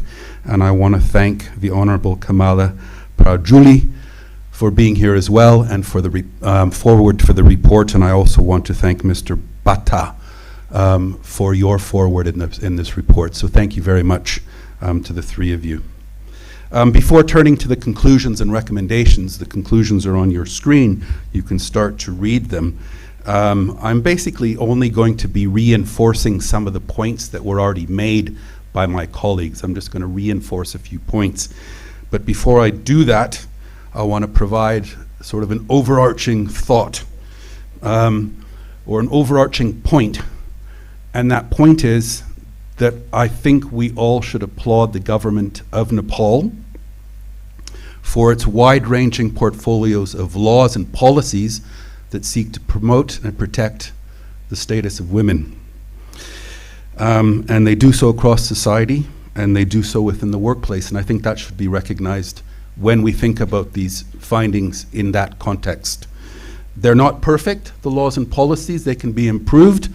Today, I spoke with one of the activists who thought that the Constitution should be updated in relation to its considerations around sex work, for example. So I think improvements probably can be made. I think without this bedrock of legislative frameworks around equality and equity, that progress will proceed in a very ad hoc, piecemeal kind of fashion, in a very discretionary way. Laws provide a mechanism by which we move beyond discretion and benevolence and charity to enabling the public to hold institutions and structures to account. And so that's why I think that that bedrock is something that is important and shouldn't be taken for granted, that helps everyone realize their rights. Our conclusions are structured around the aims of the project, and Mahesh introduced those aims. First, as we just heard, and it was very clear, it was possible, even if it was challenging, to adapt the global methodology and apply it here in Nepal. And there are really some novel and shocking, I think, findings, but very reliable findings. And I think that that was dependent not only on a great research team, but also on an advisory group that was committed and engaged, but it also relied on the engagement with those organizations that were under review. So I want to just thank everybody for that. So it was possible, it was challenging. But to be frank, and Sarah, I think, spoke to this a little bit when she talked about the impact of our work over 5 years. If this work is really going to have much impact, it can't be a one-off exercise. It needs to be repeated in a few years. And it should be repeated, I think, in the same way by an independent entity. Can be repeated, and progress can be assessed in terms of this new novel baseline that's being created by the team here.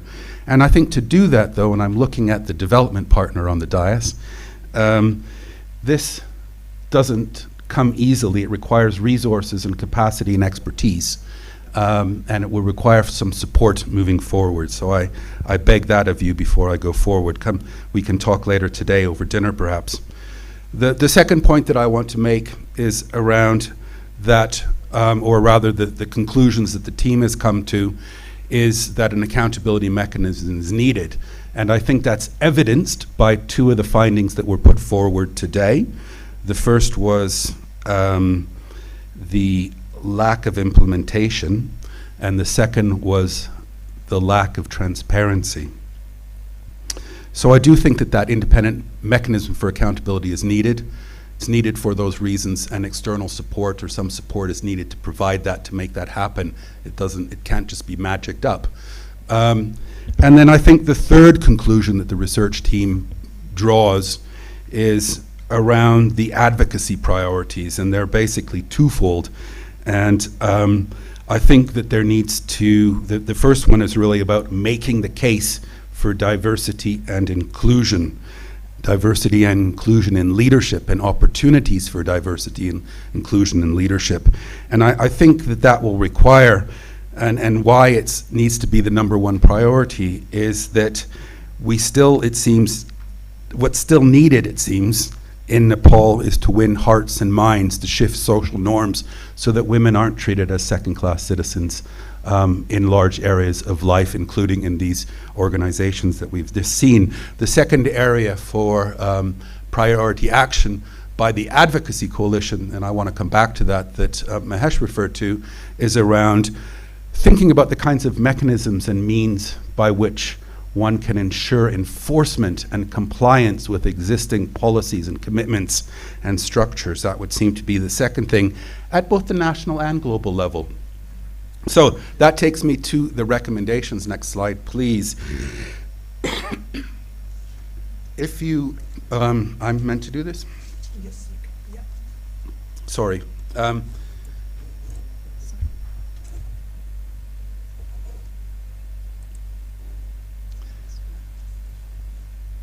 So yeah, to the recommendations.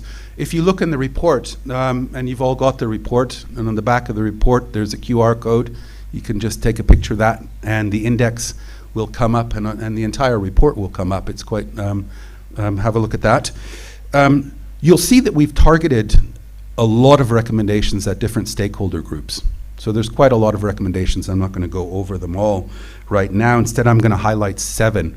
And I'm going to do that because in some ways they are overarching recommendations, and I do that for a reason. As I mentioned, the major observation or finding from this report is around an implementation gap. It's about walking the talk.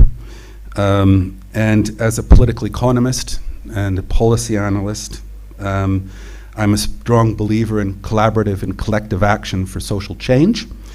And I think that we need that sort of collective action to bring about change, and that by working together we'll be in a much better place to do that. And I think everybody in this room shares some fundamental values and goals around equality.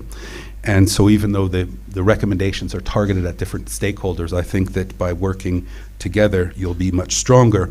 And that's what I think Mahesh was getting at in relation to the advocacy coalitions, that by working in uncoordinated silos, we probably won't have much impact. We should work on these shared goals in a shared way, collectively, together. And that's what the empirical evidence tells us as well. So, there are 7 recommendations there. And as I said, I'll just run through them quickly. First, in our view, we need organizations, and as I said, I'm just repeating what the team's already said. Organizations need to make explicit and public their commitments to equality and workplaces that benefit everyone.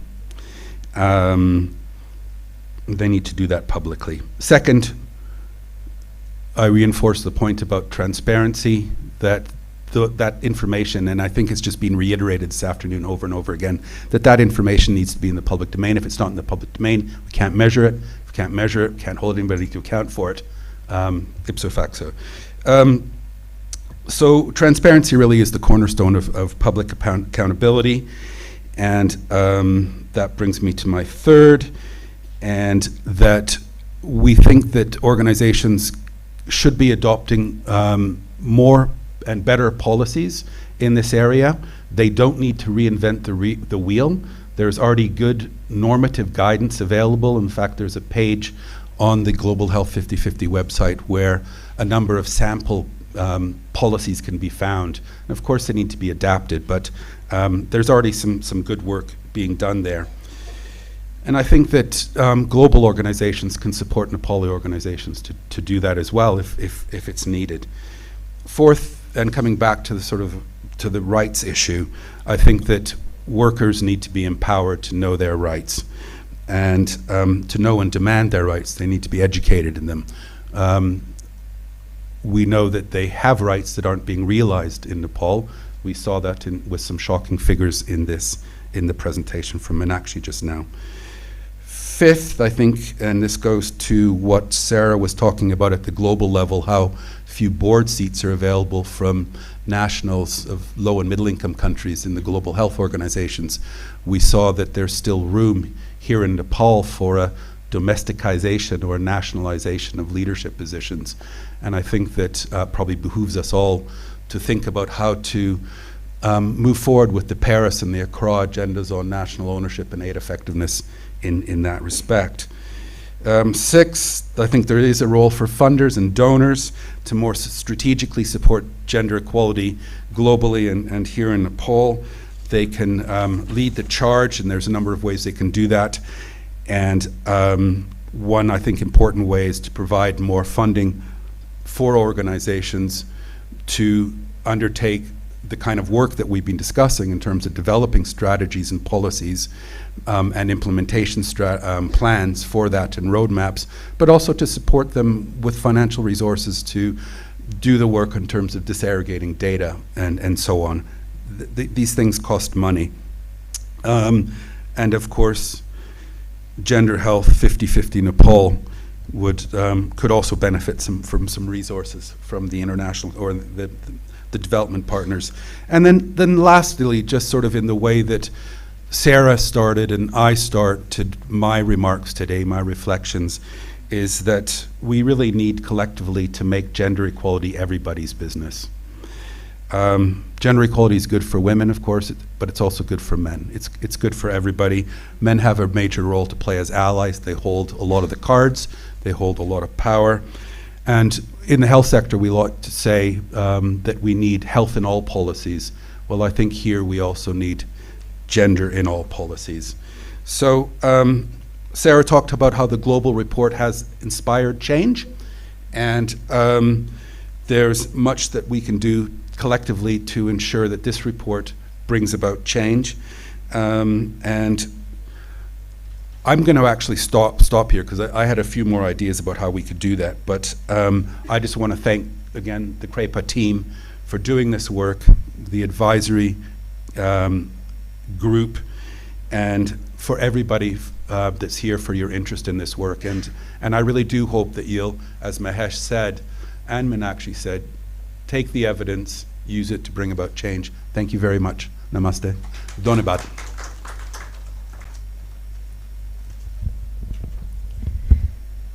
Thank you, Dr. Mahesh Puri, Meenakshi Dahal, and Professor Gainpus for insightful presentation. Obviously, it is an honor to be first country edition of Global Health 50/50, and the key findings were quite concerning.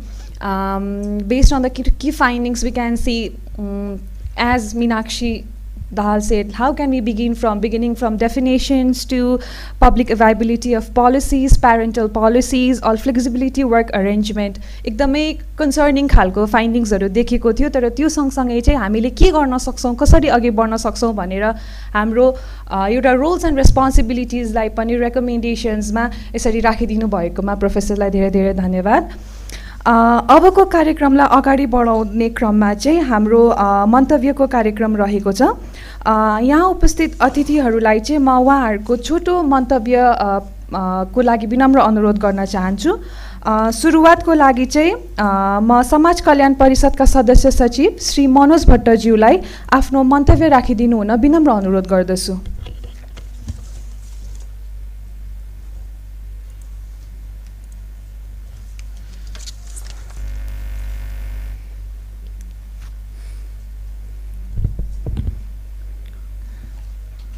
धन्यवाद।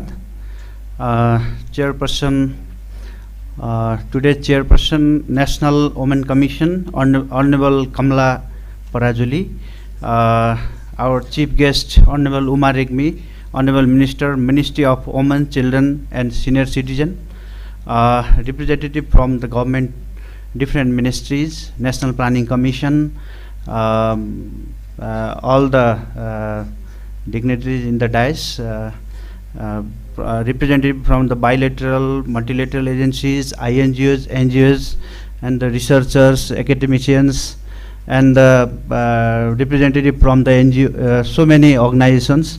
First of all, मैले चाहिँ यो आजको यो प्रस्तुतिको लागि यो gender and health 50/50 नेपालको यो डिसेमिनेसन गर्नुभएको लागि म I would like to congratulate it from my personal and from the side of the social welfare council. म धेरै धेरै धन्यवाद दिन चाहन्छु। पक्कै पनि यो स्टडीले चाहिँ नेपालमा एउटा यो जेन्डर र हेल्थको लाई कन्ट्रिब्युट गरेको छ। दिगो विकास लक्ष्य 5 लाई पनि र हेल्थ एसडिजी गोल 3 को लागि पनि एउटा इनेबलिङ इन्भाइरोमेन्ट बनाएको मैले महसुस गरेको छु।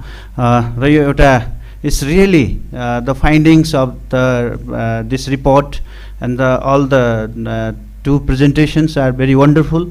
I got very lessons to learn from your this very good study, and this is novel and welcome. We really appreciate from our side. र अलिकति हामी अहिले भर्खरै पनि हाम्रो माननीय मन्त्रीज्यूसँग बसिरहेका थियौँ, कसरी हामी यसो कुरा पनि गरिरहेका थियौँ। एकछिन अगाडि हाम्रो डाक्टर पाठकसँग, लक्ष्मीराज पाठक नाक्साबसँग पनि एकछिन अगाडि बढिरहेका छौँ। यो रिसर्चको लागि चाहिँ कसरी वातावरण बनाउने, हाम्रो मान्य मन्त्रीज्यूले भनिराख्नु भएको थियो, कसरी हामीले आइएनजिओहरूलाई चाहिँ इनेबलिङ इन्भाइरोमेन्ट कसरी काम गर्ने बनाउने यसपालिको नीतिमा राख्नुहोस् है सदस्य सचिवज्यू भनेर अहिले भर्खरै भनिराख्नु भएको छ। मैले ठ्याक्कै यस्तो कुराहरू एकदम नोभेल चिजहरूले चाहिँ यसको फाइन्डिङ्सले एउटा हामीलाई चाहिँ आउने दिनमा एउटा दिशा दिन्छ, यसले नयाँ प्रोग्राम डिजाइन गर्नको लागि र अहिले हामी कहाँ छौँ भन्ने जान्नको लागि, र यो जुन चाहिँ एउटा ग्लोबल जेन्डरको कुराहरूसँग नेपालमा भइरहेको, नेपाल नै चुज हुनु पनि यो हाम्रो लागि एउटा राम्रो हो भन्ने चाहिँ मैले महसुस गरेको छु। पक्कै पनि यो जुन एउटा डिसिमिनेसन इभेन्ट स्टडीको आज भएको छ, यो gender and health 50-50 Nepal catalysing change for the gender equality भन्ने आजको जुन यो एकदमै मैले महत्त्वपूर्ण कार्यक्रम भएको महसुस गरेको छु। मलाई इन्भाइट गर्नुभएकोमा धन्यवाद पनि दिन चाहन्छु। यो वास्तवमा हामीले यसो हेर्दाखेरि चाहिँ the gender and health 50-50 Nepal रिपोर्टले चाहिँ जुन एउटा जो despite relatively high level of commitment to gender equality in both national and international organisation that are operating in the Nepal, and very few organizations have publicly available workplace policies that promote and support gender equality भन्ने फाइन्डिङ्सले पनि यो देखाएको मैले महसुस गरेको छु। र यो lack of formal and public support is really the evident in the leadership of those organizations, and only a third of the Nepal NGOs sampled are led by women and have gender parity in the senior management. It shows that it's clear that we need more than commitments. More commitments we need based on the recommendations, and we need organization to take concrete action on the gender equality. It is also the one of the recommendation out of 7 recommendations. Gender equality is must. This is the cross-cutting as well. यो कृपाको यो study जुन चाहिँ अहिले यो global health 50-50 ले जो यसले एउटा के कुरा जेनेरेट गरेको मैले फिल गरेको छु भने यो यसले चाहिँ new evidence that makes the important recommendations on the gender equality and women empowerment in accessing quality healthcare services, and all stakeholders including the development partners need to take the next step and use the findings and the recommendations to develop and implement the more gender responsive program in policies in the future endeavor. That's why I congratulate to Sherpa and the Global Health 50-50 for their endeavors. Thank you. म धेरै धेरै बधाई दिन चाहन्छु. Thank you so much.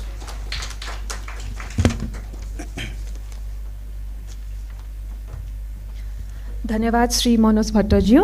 अब मन्तव्यकै कार्यक्रमलाई अघि बढाउँदै म राष्ट्रिय योजना आयोगका सहसचिव डाक्टर किरण रूपाखेतीज्यूलाई मन्तव्यको लागि विनम्र अनुरोध गर्न चाहन्छु।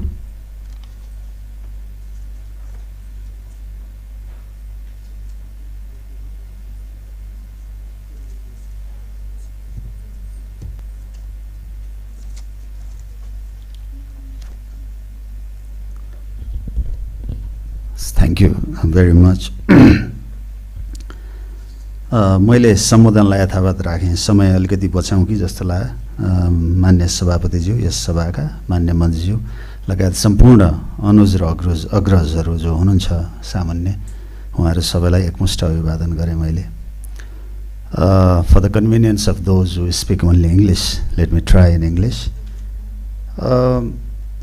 I'm very much privileged to be here in this, important event today, and I learned a lot. I'm not an expert of this area, but I found it very useful at the pretext that we are trying to review 15th plan. We are carrying out midterm review, and at the same time we have finished reviewing multi-sector nutrition plan second. And we are also, trying to prepare a voluntary national report of next phase of SDG progress. So from that perspective, and also we are also trying to initialize the process of drafting 16th plan. So amid all these, happenings, I found this report very useful for the policymakers, for the planners like me, and for the academicians. But I have some concern. I'll go to that area as well. And coincidentally, in the Planning Commission, I look after gender issues as well as health issues. So it's very beneficial to me in future days to make proper planning and programming. Actually, so many professionals are here from the health sector. I'm just learning. But my major concern is that our public service health institutions are witnessing so many questions regarding this health service we are delivering to the common people. Actually, health is a sort of universal in nature in Nepal, universal in terms of the delivery of the services. And we are concerning here more providing health services to the women. Not only women, but within women, perhaps disadvantaged, Dalit and other women as well. So these issues are very much linked with each other: health delivery service and providing health service particularly to women. Really very important issues to be dealt with, and we have been trying to link this through the periodic plan. And as Kent mentioned before in his deliberations, perhaps we have to focus more on implementation aspect. I won't be saying that we have some sort of vacuum in terms of the policy provisions, but the major thing we need is the seriousness in terms of implementation. So it's a governance issue in terms of the health services. Health governance is really an important issue to be dealt with today, even in future, and even in the past. Over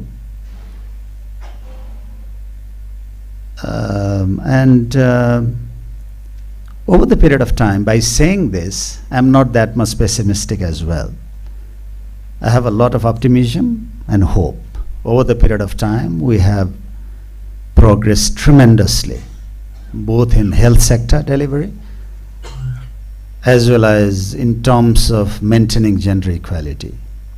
We have progressed a lot, but still there are many areas we have to improve.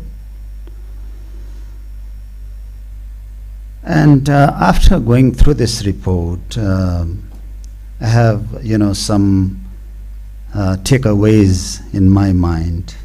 So gender matters. Irrespective of any sectors, gender matters in present context. So health is not an exception.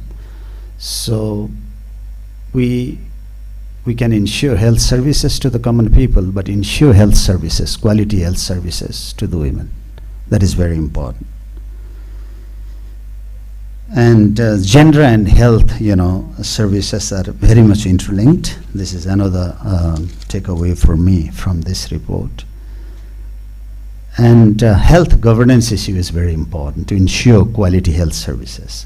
We are not talking about only Kathmandu or major cities, but across the country. And now I have one humble request to the organizer, to the KRIPA, and those who are involved, Global Health 50/50. Perhaps I would be requesting to KRIPA, Dr. Mahesh and Anandaji. So please circulate this report to all government agencies, including Planning Commission, formally. But I have one more request. You have just revealed what is the exact situation within the country. But I feel that still a little bit work will be required from the government perspective. What are the exact, action to be taken based on this report, and who can be the responsible agencies, and also the cost that has to be incurred by the government, because cost is also very important in all this process. If necessary, we'll be happy to work with you further, but that is required, to my understanding. That helps us to frame up necessary measures to be taken while drafting 16th plan. And also mentioned somewhere, which I have not seen in the report, perhaps I will go through it minutely and try to find out how this document is trying to, help us in terms of materialization of SDGs goal, and also the 15th National Plan, which is the mother document, mother policy document for Nepal. And I'm very happy that it has also, tried to analyze the health governance issue and gender aspect in the NGO sector, INGO sector, and as well as the government entities. So I'm really happy that you have touched upon government agencies as well. Thank God you didn't come to the Planning Commission. But I have some, observation in this regard. There can be some biasness in the report. This is very preliminary, my finding. के biasness हुन सक्छ यो रिपोर्टमा मेरो अन्डरस्ट्यान्डिङमा, किनभने the point I'm raising is this: you have included Department of Women as one of the agencies, but that agency is already has become very weak, and all the district offices have been scrapped because of the federalism. What we have thought is that the department at the center may not be required at the pretext that all the authorities and responsibilities have already been devolved to either provincial government or to the local level. जुन agency already एकदम week भइसकेको छ त्यस्तो एजेन्सीलाई लिएर at पारमा अरूसँग comparison गर्दा result चाहिँ सही नआउने हो कि भन्ने मेरो आशंका छ। अलिकति त्यसको पार्टमा पछि हेरौँला, नम्बर 1। अर्को चाहिँ तपाईहरुले the content you have chosen were from the web portal.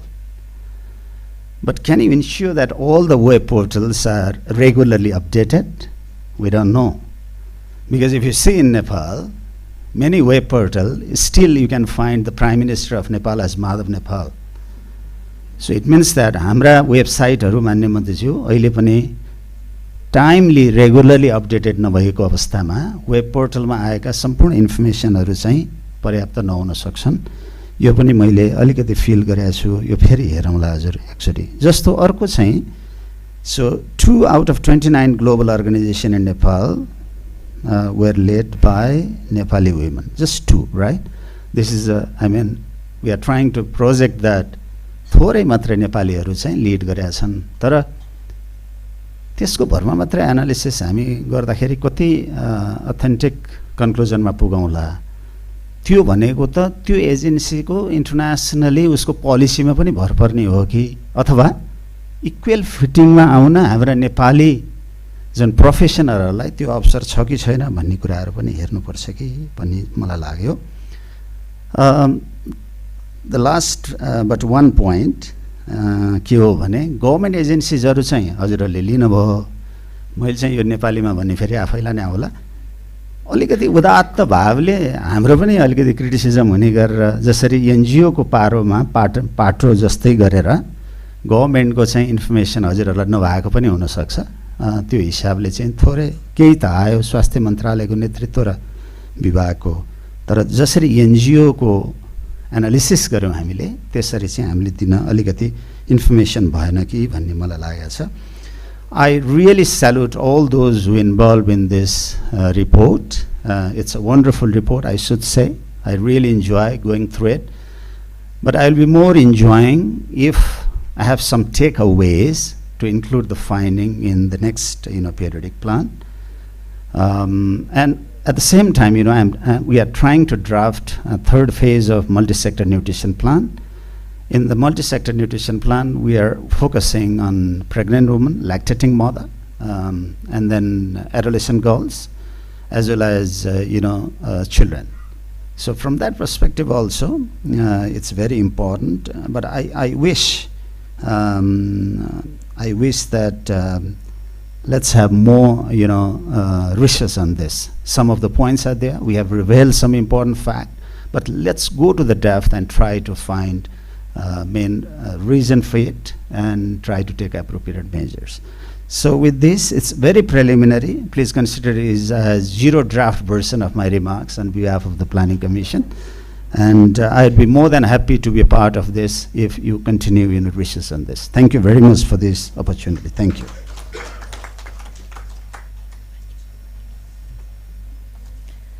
धन्यवाद डाक्टर किरण रूपाखेतीज्यू, यहाँको सजेसन्स, अमूल्य सजेसन्सको लागि पनि धेरै धेरै धन्यवाद।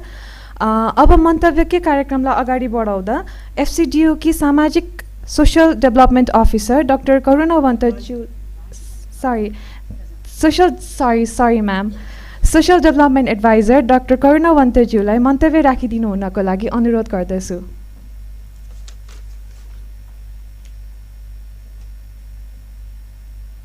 Thank you. यस सभाका अध्यक्षज्यू, प्रमुख अतिथिज्यू लगायत डायसमा र यहाँ उपस्थित सम्पूर्ण सहभागीहरूमा मेरो एकमुष्ट अभिवादन। यो रिपोर्टको टेक्निकल एडभाइजरको रूपमा मैले एफसीडीओबाट चाहिँ प्रतिनिधित्व गरेका थिएँ। कृपाले त्यो इन्भाइट गरेकोमा चाहिँ म धन्यवाद पनि भन्न चाहन्छु। एफसीडीओ भनेको के हो म एक लाइनमा बताउन चाहन्छु। पहिलाको ब्रिटिस एम्बेसी र पहिलाको डिएफआइडी, डिपार्टमेन्ट फर इन्टरनेसनल डेभलपमेन्ट, मर्ज भएर ग्लोबली हाम्रो संस्थाको नाम एफसीडीओ हुन गएको हो, फरेन कमनवेल्थ डेभलपमेन्ट अफिस। र नेपालमा हामीले आफूलाई चिनाउँदाखेरि अब डिफिटको स्टाफ नभनिकन हामीले आफूलाई ब्रिटिस एम्बेसी काठमाडौँको स्टाफ भनेर चिनाउँछौँ। त्यो एउटा सूचना दिन चाहन्छु।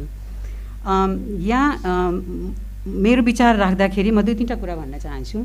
एउटा चाहिँ यो रिपोर्ट चाहिँ एकदमै युनिक छ। यसले पहिलोचोटि वेबसाइटमा उपलब्ध इन्फर्मेसनकै आधारमा भए पनि सरकारी तथा गैर सरकारी संस्थालाई चाहिँ जेन्डर इक्वालिटीमा के गर्दो रहेछ, के भन्दो रहेछ, त्यस विषयमा चाहिँ इन्फर्मेसनहरू ग्यादर गरेको छ। र यो वेबसाइटमा मात्रै खास गरी बेस भएको हुनाले यो स्टडीको केही लिमिटेसन्स छ, जसको बारेमा डाक्टर रूपाखेतीले पनि हाइलाइट गर्नुभयो र हामी सबै रिसर्चमा इन्भल्भ हुनेलाई त्यो कुरा थाहा पनि छ। र त्यसलाई मध्यनजर गरेर आत्मसात गरेर यहाँहरूले त्यो रिपोर्टलाई हेरिदिनुपर्ने हुन्छ। अर्को चाहिँ म के भन्न चाहन्छु भने जेन्डर इक्वालिटीको काम गर्दाखेरि चाहे त्यो हेल्थ सेक्टरमा होस् चाहे अन्य कुनै सेक्टरमा होस्, आइसोलेसनमा इक्वालिटीको कुरा गरेर हुँदैन। जबसम्म अन्य प्रकारका इनइक्वालिटी असमानताहरू बसिराख्छ तबसम्म सर्लक्क जेन्डर इक्वालिटी मात्रै हुन्छ, राम्रो हुन्छ भन्ने यदि हामीले परिकल्पना गरिराखेको छौँ भने हामी एकदमै नाइभ भइराखेको छौँ। त्यो पनि हामीले आत्मसात गर्नुपर्छ। थर्ड चाहिँ म के भन्न चाहन्छु भने जेन्डरको कुरा गर्दाखेरि प्राय gender is equals to women भनेर हामीले बुझिराखेका हुन्छौँ र त्यो चाहिँ कन्सेप्ट चाहिँ एकदम क्लियर गर्न जरुरी छ। जेन्डर भनेको महिला मात्रै हुँदै होइन, त्यो भनेको महिला र पुरुष र ट्रान्स जेन्डर्सहरू पनि इन्क्लुड हुन्छन् त्यसमा। त्यसले गर्दाखेरि यदि हामीले जेन्डर इक्वालिटी हेल्थ सेक्टर अर्गनाइजेसन्समा हेर्न चाहन्छौँ भने हामीले consciously we have to move beyond women, beyond men, to include ट्रान्सजेन्डर्सहरूलाई पनि। Next point I want to raise is UK गभर्मेन्टको जेन्डर इक्वालिटी एक्ट 2014 को एउटा छ, जसले के म्यान्डेटरी बनाएको छ भने एफसीडीओ फन्डेड हरेक इन्टरभेन्सनले जेन्डर इनइक्वालिटी ग्यापलाई कम गरेको देखाएको हुनुपर्छ भनेर भनेको छ। र हामीले जब एनजिओहरूले फन्डिङको लागि बिड गर्छन्, इन्टरनेसनल अर्गनाइजेसनले फन्डिङको लागि बिड गर्छन्, हामीले त्यतिखेर उनीहरूको पोर्टफोलियो चाहिँ हामीले वेबसाइटबाट हेर्ने गरेका छौँ। संस्था मात्रै होइन, मान्छेको पनि गुगल गरेर उनीहरूको पोर्टफोलियो प्रोफाइल हेर्न हामीले हेर्ने गरेको छौँ। र त्यसै हुनाले अघि नै डाक्टर रूपाखेतीले अगेन भने जस्तै हाम्रो चलन चाहिँ डकुमेन्टेसन एकदमै विक छ। अब त्यसले गर्दाखेरि जुन अर्गनाइजेसनहरूले आफ्नो इन्फर्मेसनलाई अपडेट गरेको छैन त्यो चाहिँ विक ऱ्याङ्किङ हुन्छ त्यो अर्गनाइजेसनको। र त्यो अपडेट गरिराख्न एकदम जरुरी छ यदि आफूलाई डोनर्सको अगाडि आफूले काम गरेको ट्रु रिफ्लेक्सन आफ्नो वेबसाइटमा गर्ने हो भने त्यसको एकदमै आवश्यकता पर्दछ। यो अध्ययनको आधारमा 3-4वटा कुरा पोइन्ट्सहरू जुन मैले चाहिँ हेल्थ सेक्टर अर्गनाइजेसन्समा काम गर्ने अर्गनाइजेसन्सहरूको लागि के भन्न चाहन्छु भने उहाँहरूले आफ्नो पोलिसिजहरूलाई क्रिटिकली इभ्यालुएट गर्नुपर्छ, हेर्नुपर्छ कि वास्तवमा हाम्रो पोलिसिजहरूले जेन्डर इक्विटीलाई प्रमोट गरिराखेको छ कि छैन। यदि छैन भने त्यसलाई सपार्नु पर्यो, छ भने त्यसलाई स्ट्रेन्थन गर्न सक्नु पर्यो। अर्को चाहिँ के छ भने हामीले हाम्रो पोलिसिजहरू त छ तर एक्सनमा हाम्रो पोलिसिजहरूलाई हामीले ट्रान्सफर्म गरेको छ कि छैनन् र त्यसको बेस्ट इक्जाम्पल चाहिँ हाम्रो नेपाल गभर्मेन्टकै पोलिसिजहरू छ। हाम्रो we have very beautiful very smart policies तर चाहिँ त्यो ट्रान्सलेसन एक्सनमा भएको छ कि छैन त्यो हामीले हेर्नुपर्छ।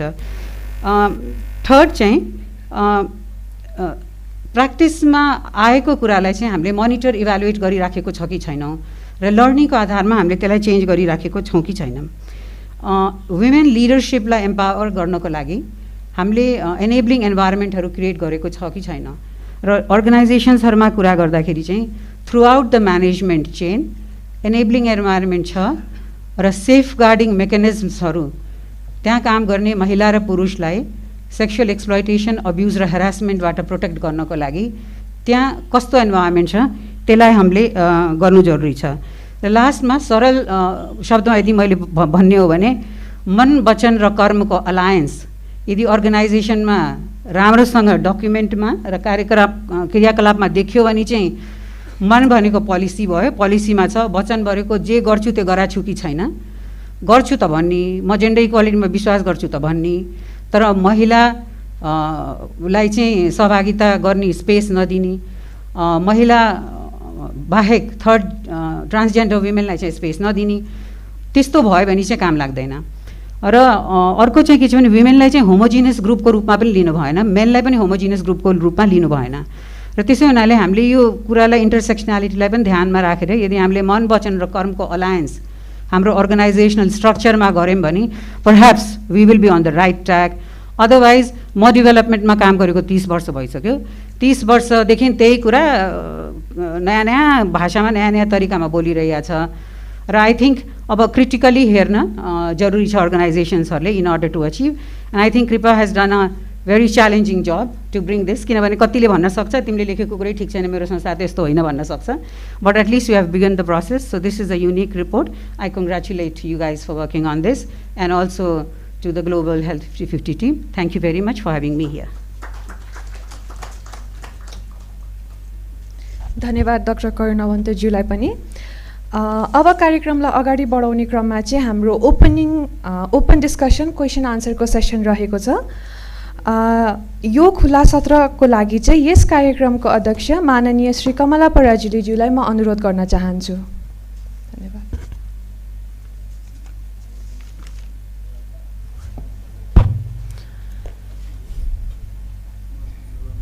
हार्दिक धन्यवाद यस कार्यक्रमको सञ्चालकज्यू। आजको यो ग्लोबल हेल्थ 50/50 र कृपाको आयोजनामा आयोजित यो रिपोर्ट डिसिमिनेसन प्रोग्राममा हामीले धेरै कुराहरू हामीले सुनिसकेको छौँ र अब यसमा हाम्रो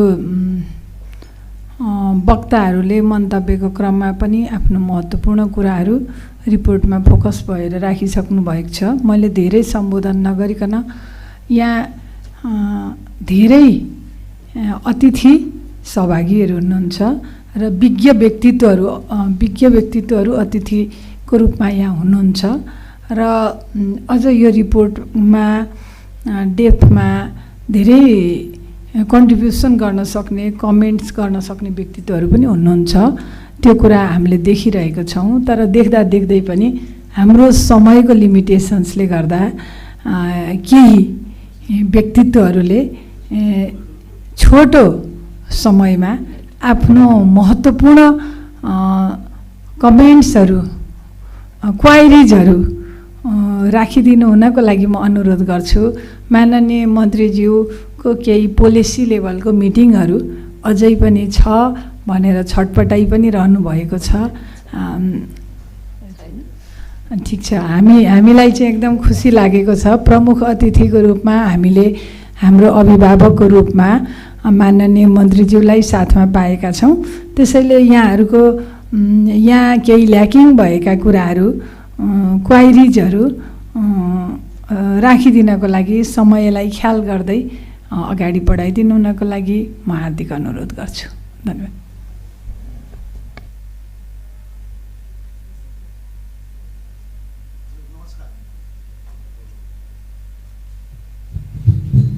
नमस्कार, मेरो स्वर ठुलै छ जस्तो लाग्छ। एकदम राम्रो मिटिङ भयो, जेन्डर इक्वालिटी म्याटर्स भनेर। It really does matter. तर हाम्रो रिकमेन्डेसनमा पनि देखियो इज एभ्रिबडिज बिजनेस भनेर।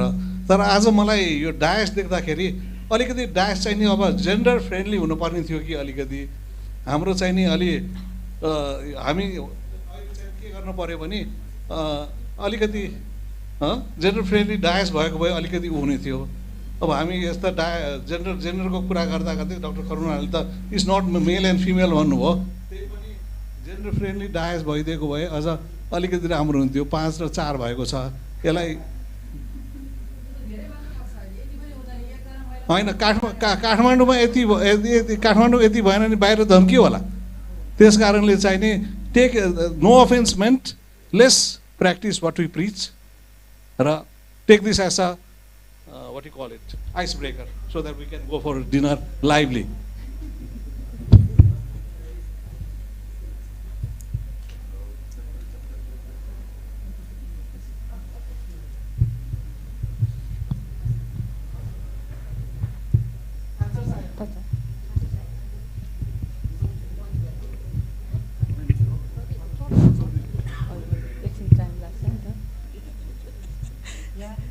नमस्कार, मेरो नाम चाहिँ टिका दाहाल हो। म अपाङ्गता भएको महिलाहरूको संस्थाको नेतृत्व गर्छु। आफू पनि अपाङ्गता भएको महिला। र अब महेश सर, कृपा टिमलाई धेरै धन्यवाद। यो एडभाइजरी टिममा राख्नुभएको थियो। केही थोरै समय भए पनि इङ्गेज हुने मौका मिलेको थियो। र पहिला पनि मैले अलिकति यो चासो चाहिँ गरेको थिएँ होइन। लास्टमा हाम्रो कन्क्लुजन सेयर गर्नुभएको थियो हाम्रो सरले। र अलिकति मलाई जिज्ञासा के लागेको भने जस्तै धेरै कुरा त मैले अब गरिनँ, तर आफ्नो कन्सर्नलाई हेर्दाखेरि जस्तै priority advocacy for action is required to ensure inclusive and diverse leadership भन्ने कुरा आएको छ है। अनि अर्को रेकमेन्डेसनमा पनि के छ भने advocate for inclusive and responsive leadership भन्ने कुरा मैले जोड्न खोजेँ। कहाँ भने यो कुरा चाहिँ पहिला तपाईँको त्यो इन्फर्मेसनहरू हेर्दा एसेस गर्दाखेरि नै यो कुरा त्यो भनौँ न प्यारामिटरहरू तयार गर्दा नै यो कुरालाई प्रायोरिटी दियो कि दिएन, यसो हेर्दा अलि दिएन कि जस्तो लाग्छ कि डाइभर्सिटी र इन्क्लुजनको कुरालाई चाहिँ जस्तै जेन्डरको पर्सपेक्टिभ मेल एन्ड फिमेलको कुरा चाहिँ धेरै आयो, तर त्योभन्दा अरू इन्टरसेक्सनालिटीको कुरा र डाइभर्सिटीको कुराहरू चाहिँ र इन्क्लुजनको पर्सपेक्टिभ अरू खालको चाहिँ क्लस्टरहरूबाट चाहिँ हेरियो कि हेरिएन भनेर अब फेरि क्वेसन नै सोधेँ। यहाँ चाहिँ अलि रिजल्ट चाहिँ मतलब रेकमेन्डेसनतिर आउँदा चाहिँ आवश्यक छ भन्ने फिल चाहिँ आयो, तर त्यो पहिला सुरुमा एसेस गर्दै हेरिएन अथवा त्यो चिजहरू चाहिँ इन्डिकेटरहरू राखिएन भने त त्यो त डेफिनेटली आउँदैन। भनेपछि यो चाहिँ अझै यो समय जुन अहिले ग्लोबल एउटा समय, अहिले त इन्क्लुजन इन डाइभर्सिटी अब विभिन्न टर्महरू अझै त एक्सपान्ड हुँदै गइरहेको स्थितिहरू छ नि त। इन्टरसेक्सनालिटी त अझै मस्ट भइसकेको छ। अब महिलाको 33% कुरा गर्दा अब चाहिँ संसदमा पनि उठ्न थालिसक्यो। अब भनौँ न कानुनै परिवर्तन गर्नुपर्छ, न कि एउटै भनौँ न के अरे समानुपातिक भनेर चाहिँ महिलाहरूलाई बढी प्रायोरिटी दिने अनि त्यसपछि एउटै उसमा चाहिँ महिला या पुरुष चाहिँ समानुपातिक भनेर 5 चोटि पनि त्यही ठाउँमा जाने अनि त्यसपछि यता चाहिँ के अरे प्रत्यक्षतर्फको कुराहरूमा पनि होइन त्यहाँ चाहिँ अनि त्यो बजेट विनियोजन गर्दै डिस्क्रिमिनेसन हुने अनि यता समानुपातिकबाट आएको चाहिँ भूगोलमा गएर प्रेजेन्स नै नहुने, जो चाहिँ मारमा जहिले महिलाहरू पर्ने भन्ने कुरा त अहिले राजनीतिविदमा यति धेरै चर्चाको विषय। त्यो कानुनै परिवर्तन हुनुपर्छ भनिराख्दाखेरि भन्न खोजेको त्यो विषयभित्र हामी जस्ता समुदायहरू त फेरि त्यो बहसमा त्यो कानुन परिवर्तन भएन, यी बहसहरूमा यी कुराहरू हाइलाइट भएनन् भने त हामी जस्ता समुदायहरू त कहिले पनि नेतृत्वमा पनि आउँदैनौँ, डिसिजन मेकिङमा पनि हुँदैनौँ, जहिले पनि त्यो डिमान्ड गर्ने ग्रुपको रूपमा मात्रै आवाज उठाउने र कराइराख्नेमा मात्रै पर्ने जस्तो हामीले फिल गर्छौँ होइन। त्यो भएर मैले यति कन्सर्न चाहिँ राख्न चाहेँ। Thank you so much.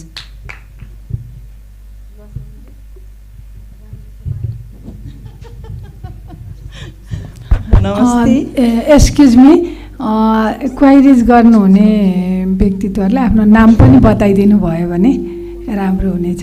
धन्यवाद। बताउनु भएको थियो अगाडिको ग्रुपले, धन्यवाद। मेरो नाम लक्ष्मी तामाङ।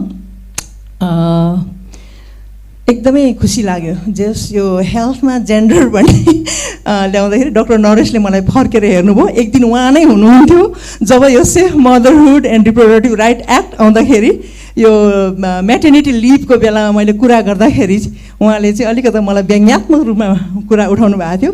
अनि आज चाहिँ उहाँले नै भन्नुभयो डोन्ट टिच प्रिच, त्यो चाहिँ प्र्याक्टिस गर भनेर, which is great to hear. Anyway, यो commission on the status of वुमेनमा delivered by women led by men a gender and equity analysis of the global health and social workforce भनेर 2019मा चाहिँ release गरेको थियो। At the time, I was one of the luckiest to be in that, commission on the status of women, and I really appreciated during that time for this report and for this one as well. जस्तो सुकै भए पनि at least एउटा glance त आयो, एउटा picture त आयो नि, यसमा फ्लज होला के होला त्यो त सुधार गर्दै जानुपर्ने हुन्छ।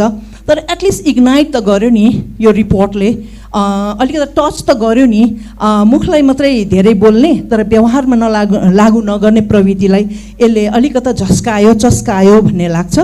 अहिले भर्खर हाम्रो यता म्याडमले पनि, डाक्टर करुणावन्त म्याडमले पनि इन्टरसेक्सनालिटीको कुरा गर्नुभयो, त्यसै गरेर टिकाजीले पनि इन्टरसेक्सनालिटीको कुरा गर्नुभयो।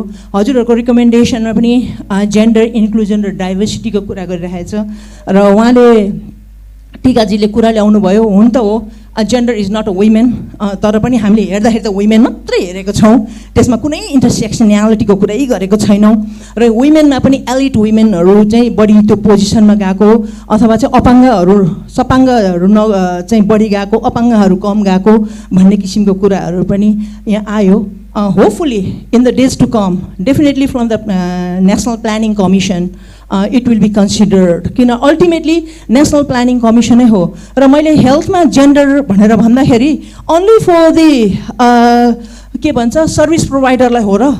What about the service receiverलाई मात्रै हो र? What about the service provider? They have been discriminated since ages.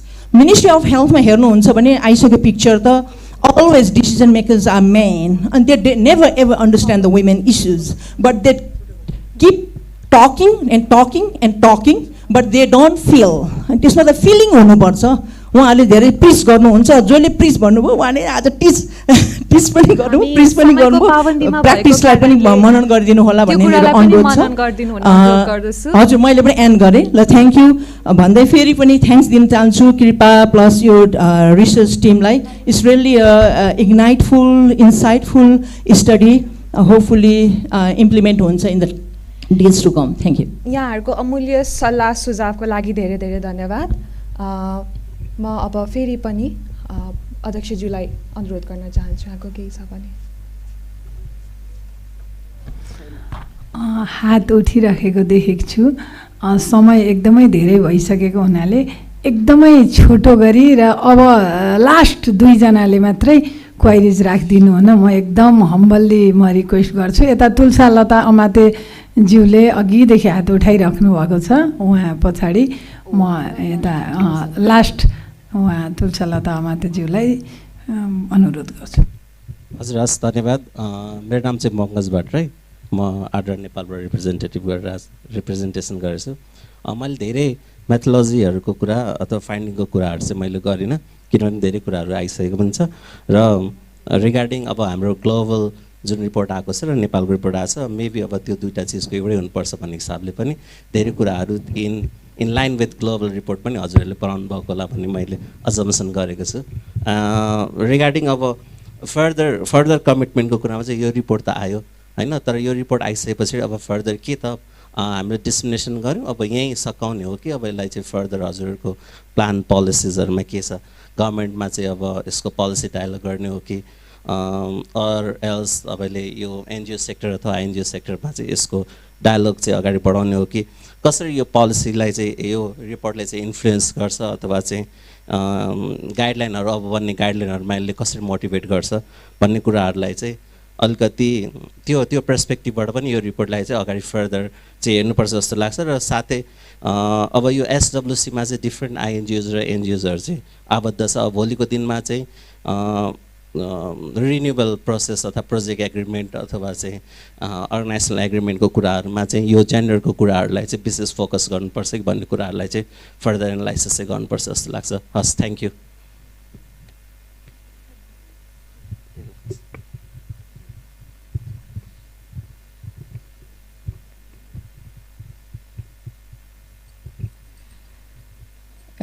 Thank you. मेरो नाम तुलसलता अमात्य, म चाहिँ नि अब सामाजिक अभियन्ता हुँ। विगत 35 वर्षदेखि महिला बालबालिकाको हक अधिकार र इस्युजहरूमा काम गर्दै आएको। यो धेरै राम्रो रिपोर्ट आएको छ। यसले चाहिँ भोलिको दिनमा एउटा नेपालको लागि एउटा मार्गदर्शन गर्नेछ, जुन हाम्रो एनजिओहरूमा पनि कमी कमजोरीहरू भइरहेको छ, के नयाँ इस्युजहरू थप्नुपर्छ भन्ने कुरा यसले त देखाउँछ। र कृपासँग धेरै अगाडिदेखि हामी पनि रिसर्चहरूमा काम गर्दै आएको हुनाले खुसी पनि लागेको छ। र भर्खर भाइले पनि भन्नुभयो, मैले चाहिँ खालि नेपाली कन्टेस्टमा चाहिँ नि समाज कल्याण परिषदको हाम्रो सचिवजी आउनु भएको छ र हाम्रो मुख्यमन्त्रीज्यू नि महिला बालबालिकाको मन्त्री उमाजी आउनु भएको छ भन्दाखेरि हामीले के गर्नु पर्यो भने जुन संस्थाहरूको पोलिसीहरू जुन विधानहरू हुन्छ हाम्रो समाज कल्याण परिषदको चाहिँ जुन अन्तर्गत रहेका संस्थाहरूको गैर सरकारी संस्थाहरूको एनजिओहरूको त्यो पोलिसीहरूलाई पनि एकचोटि रिभ्यू गर्नुपर्छ कि जुन अहिले यहाँ नयाँ आएको कुराहरू जस्तो हामीले चाहिँ नि अब मेटर्निटी लिभ दिन्छौँ भने पेटर्नल पनि हामीले राखिरहेका छौँ। त्यस्तै कुरा चाहिँ नि अब हाम्रो चाहिँ 13 दिनको बर्खी बार्दाखेरि छोरालाई मात्रै बुहारी केटालाई मात्रै हुन्छ, बुहारीहरूले 13 दिन बार्नुपर्छ। यस्ता कुराहरू जेन्डर धेरै कुराहरू छ।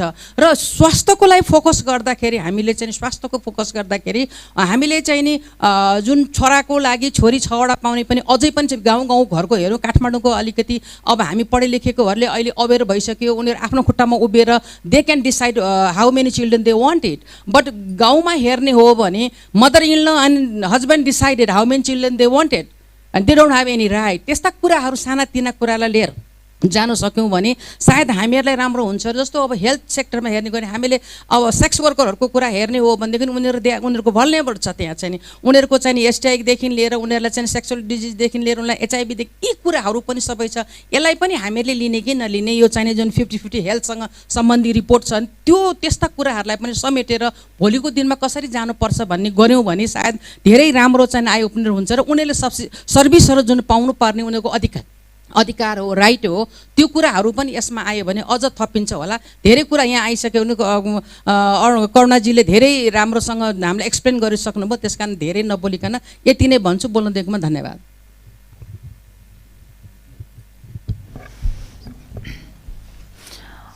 महत्त्वपूर्ण कमेन्ट्स र क्वाइरिजहरू दिनुभएकोमा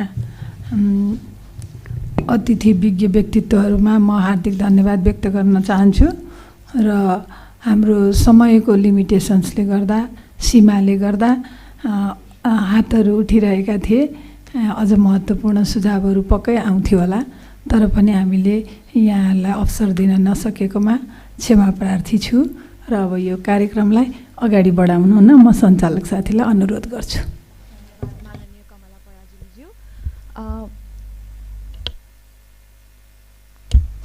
अबको कार्यक्रमलाई अगाडि बढाउने क्रममा हाम्रो कार्यक्रमको मुख्य अतिथि माननीय मन्त्री उमा रेग्मीज्यूलाई आफ्नो मन्तव्य राखिदिनु हुन विनम्र अनुरोध गर्न चाहन्छु। धन्यवाद उद्घोषकलाई। म पोडियममा गएर बोल्न चाहन्थेँ। म होचो छु, त्यो पिर्काको व्यवस्था रहन्छ, त्यसले गर्दा म यहीँबाट बोल्न चाहन्छु। कार्यक्रमका अध्यक्षज्यू, त्यसमा रहनुभएका सम्पूर्ण महानुभावहरू र उपस्थित सम्पूर्ण महानुभावहरू, आज यहाँहरूले यो कार्यक्रममा बोलाएर मैले पनि केही कुराहरू जोड्ने, आफूले सिक्ने, जोड्ने मौका पाएँ। त्यसको लागि आयोजकहरूलाई धेरै धेरै धन्यवाद दिन चाहन्छु। यो लैङ्गिक समानतायुक्त समाजको निर्माण गर्ने अभियान एक किसिमको र यो अन्तर्गत यो कृपाले धेरै नै काम गरेको र फाइन्डिङ्सहरू पनि गरेको हामी समक्ष चाहिँ राखेको परिस्थिति छ र उहाँहरूले निकालेको फाइन्डिङ्सहरूको लागि पनि उहाँहरूलाई धेरै धन्यवाद दिन चाहन्छु। किनभने जे कुरा पनि डेटाबेस भयो भने हामीलाई अगाडि बढ्न सजिलो हुन्छ र वास्तवमा अलिकति कुरा गर्न पर्दा यो लैङ्गिक समतामूलक समाज निर्माण गर्ने हामी सबैको आकाङ्क्षा छ। तर त्यो आकाङ्क्षा हुँदाहुँदै पनि अझै हामीले गर्न सकेका छैनौँ। यद्यपि हामीलाई के लाग्छ, हामी पोलिटिसियनलाई भने सबभन्दा ठुलो माउ नीति भनेको राजनीति हो। महिलाहरू माउ नीतिमा नआइकन, राजनीतिमा नआइकन समतामूलक समाजको निर्माण गर्न सकिँदैन भन्ने हामीलाई लाग्छ। र अहिले स्क्यान्डिनेभियन कन्ट्री बाहेक अरू देशको तुलनामा प्रतिनिधित्वको हिसाबले नेपालमा राम्रै छ भन्ने कुरा लाग्छ। किनकि सङ्घमा 33%, स्थानीयमा 40% प्रतिनिधित्व छ। यो राम्रै प्रतिनिधित्व हो। तर 50-50 को अवधारणामा पुगेको छैन, बराबरीको अवधारणा पुगेको छैन हरेक कुरामा। तपाईँ अहिले पनि हामीले हरेक घरमा निहालेर हेऱ्यौँ भने त्यो फाइन्डिङ्स आउने अर्कोचोटि होला। निहालेर हेऱ्यौँ भने लगभग 95% घरहरूमा कहीँ न कहीँ कुनै न कुनै प्रकारको हिंसा, अपहेलना, प्रताडना महिलाहरूले खप्नै परेको छ, बेहोर्नै परेको छ। इक्वल छैन, बराबरी छैन। त्यस्तो परिस्थिति हाम्रो सोसाइटीमा के अरे भोगिरहेका छौँ। चुलो चम्कोमा के बराबरी छ त? यहीँ तपाईँहरू आउनुभएको छ। के अरे महिलाहरूले खाना पकाउने, बाहिरको काम पनि गर्ने, पुरुषहरूले पनि त्यत्तिकै महिलाहरूलाई पार्टिसिपेट गरेर खाना पकाउने, लुगा धुनेदेखि घरको काम गर्नेदेखि गरेको परिस्थिति छ त? छैन नि। भित्रको नि बाहिरको नि दोहोरो जिम्मेवारी महिलाहरूलाई छ। त्यस कारणले हामीले यो परिस्थितिमा अझै जति कुरा गर्दा पनि समतामूलक समाजको निर्माण गर्नलाई अझै समय लाग्छ। संविधानको मौलिक हकमा त व्यवस्था छ, महिला बालबालिकाहरूलाई सबैलाई एउटा अधिकारको सुनिश्चितता प्रत्याभूत गरेको छ। पारिवारिक मामिला तथा सम्पत्तिमा पनि समान हकको व्यवस्था गरेको छ संविधानमा। तर अझै कार्यान्वयन हुन सक्दैन। आमाको नाममा नागरिकता पाउन गाह्रो छ। आमाको नाममा मात्रै नागरिकता पाउन गाह्रो छ। सो घोषणा गर्नुपर्ने, आमाले चाहिँ नि सो घोषणा गर्नुपर्ने अहिलेको कानुनमा आएको छ। त्यस कारणले गर्दाखेरि यो डिस्क्रिमिनेसन, जताततै डिस्क्रिमिनेसन छ र यो डिस्क्रिमिनेसनलाई कसरी हटाउने र हामीले समतामूलक समाजको निर्माण कसरी गर्ने, यो अहम प्रश्न छ। हामी कहाँ के अरे चाहिँ लैङ्गिक हिंसामा शून्य सहनशीलताको नीति पनि छ। हामी कहाँ लैङ्गिक उत्तरदायी बजेटको कुरा पनि छ। अब चाँडै नै संयुक्त राष्ट्रको सङ्घको सुरक्षा परिषदमा पनि हामीले त्यसको बारेमा प्रस्तावहरू 13, 25, 18, 20 हामी लैजान्छौँ।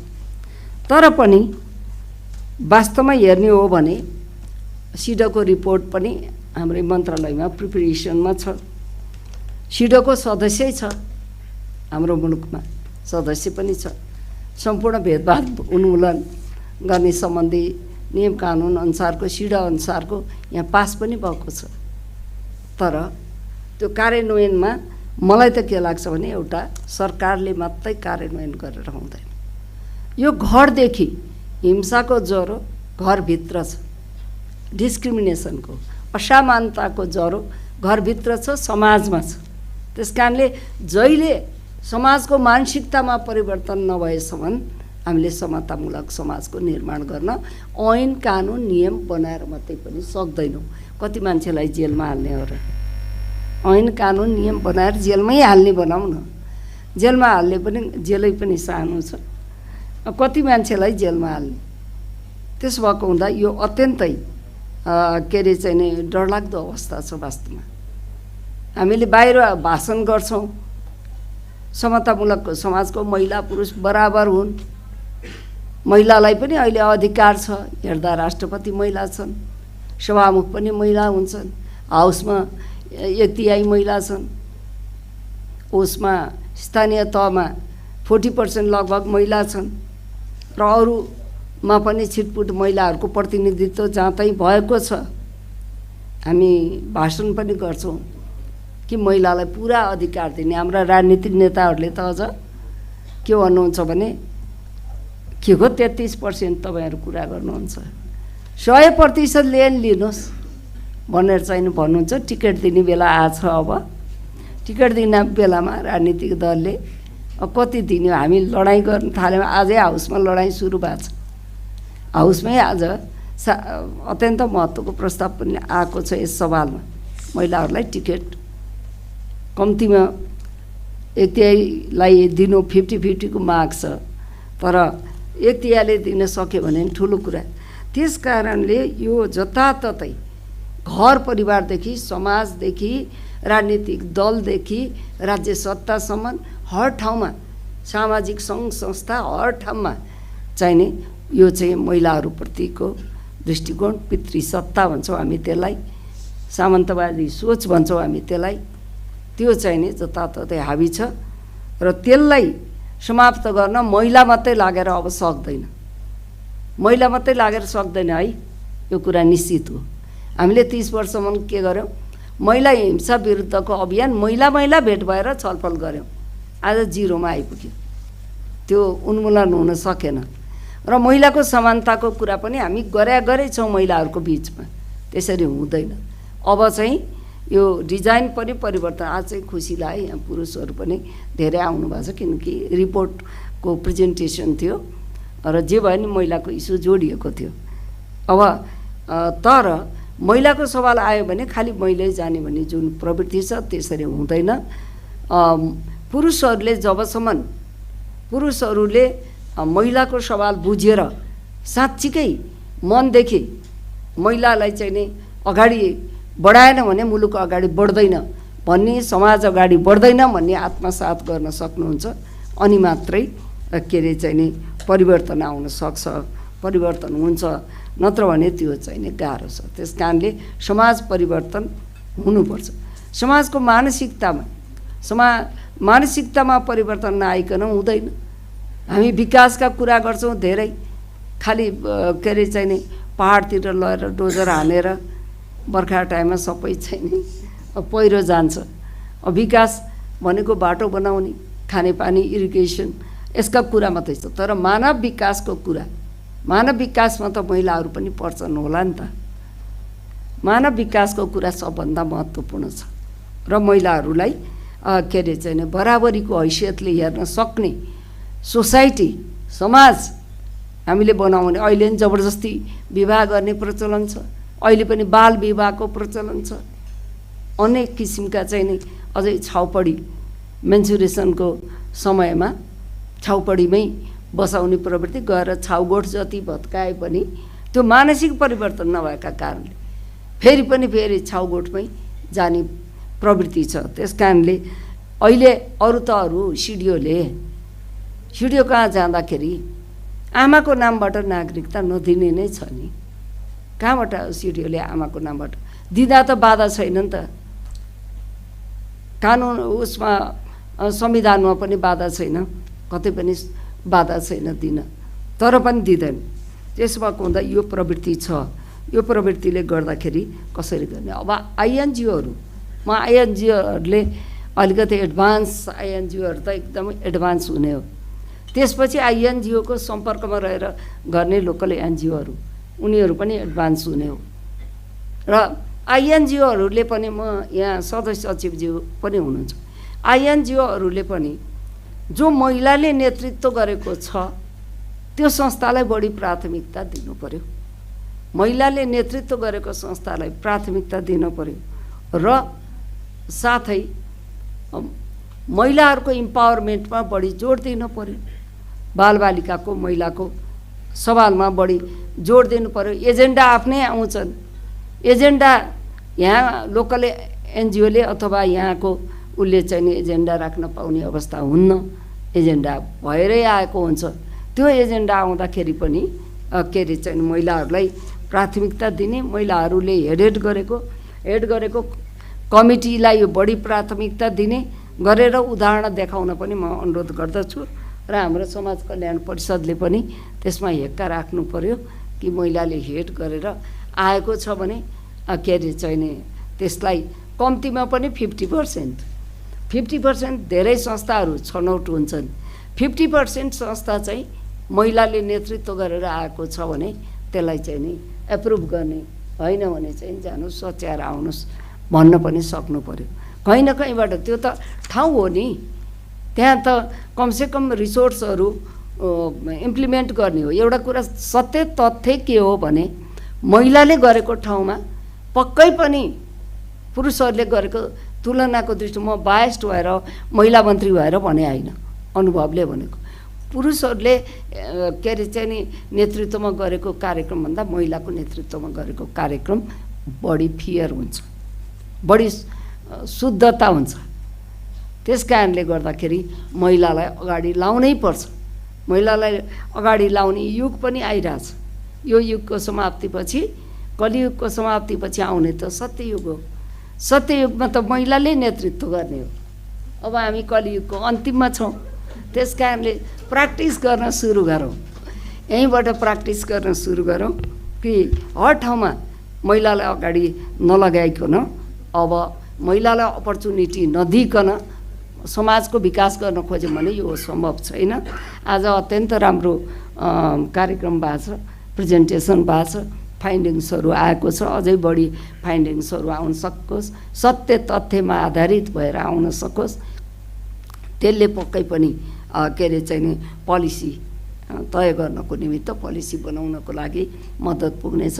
कृपाले यति मलाई पनि इन्भाइट गरेर तपाईँहरूसँग यति लामो समय बसेर तपाईँहरूको विचार, सबैको विचार सुनेर केही सिक्ने, मलाई सिक्ने अवसर दियो, यसको लागि पनि धेरै धेरै धन्यवाद दिँदै सबैलाई पनि धन्यवाद दिँदै म आफ्नो भनाइ यहीँ अन्त्य गर्न चाहन्छु। हस् त, धन्यवाद। जय नेपाल।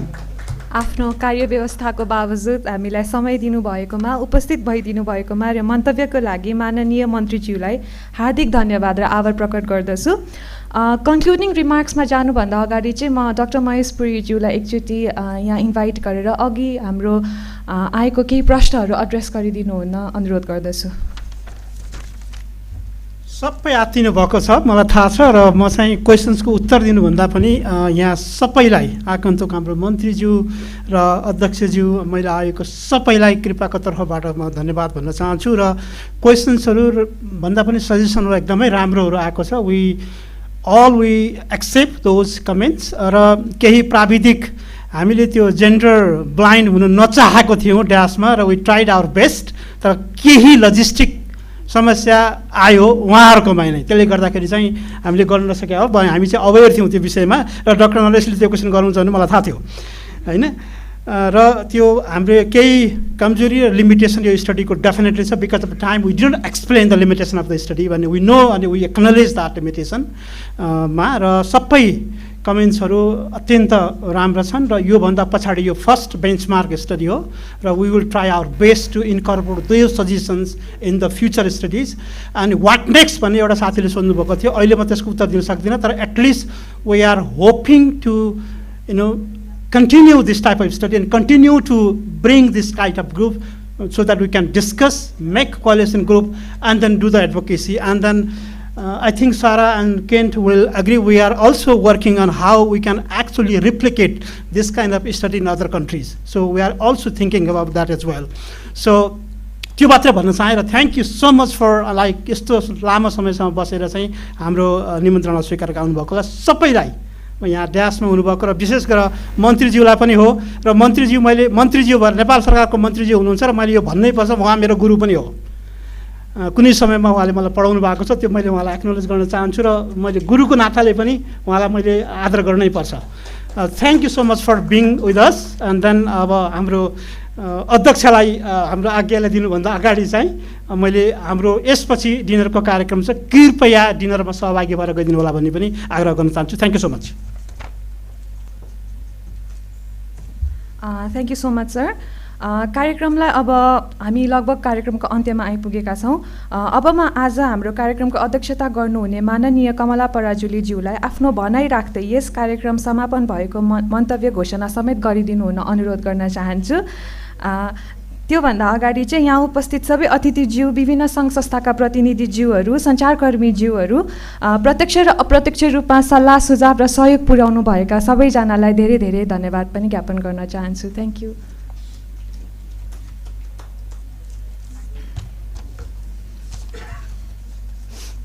धेरै धेरै धन्यवाद। आज हामी अत्यन्त महत्त्वपूर्ण कार्यक्रममा उपस्थित भएका छौँ र यो gender equality matters national dissemination on gender and health 50-50 Nepal catalysing change for gender equality and health equality भनेर यो टपिक्समा ग्लोबल हेल्थ 50-50 र कृपाले गरेको यो रिसर्चको डिसिमिनेसन प्रोग्राममा आफ्नो अत्यन्त महत्त्वपूर्ण समय निकालेर लामो समयसम्म हाम्रो अभिभावकत्व गरेर उपस्थित भइदिनु भएको हाम्रो आजको प्रमुख अतिथि माननीय महिला बालबालिका तथा ज्येष्ठ नागरिक मन्त्रीज्यू, त्यसै गरी राष्ट्रिय योजना आयोगका सहसचिव डाक्टर किरण रूपाखेतीज्यू, समाज कल्याण परिषदका सदस्य सचिव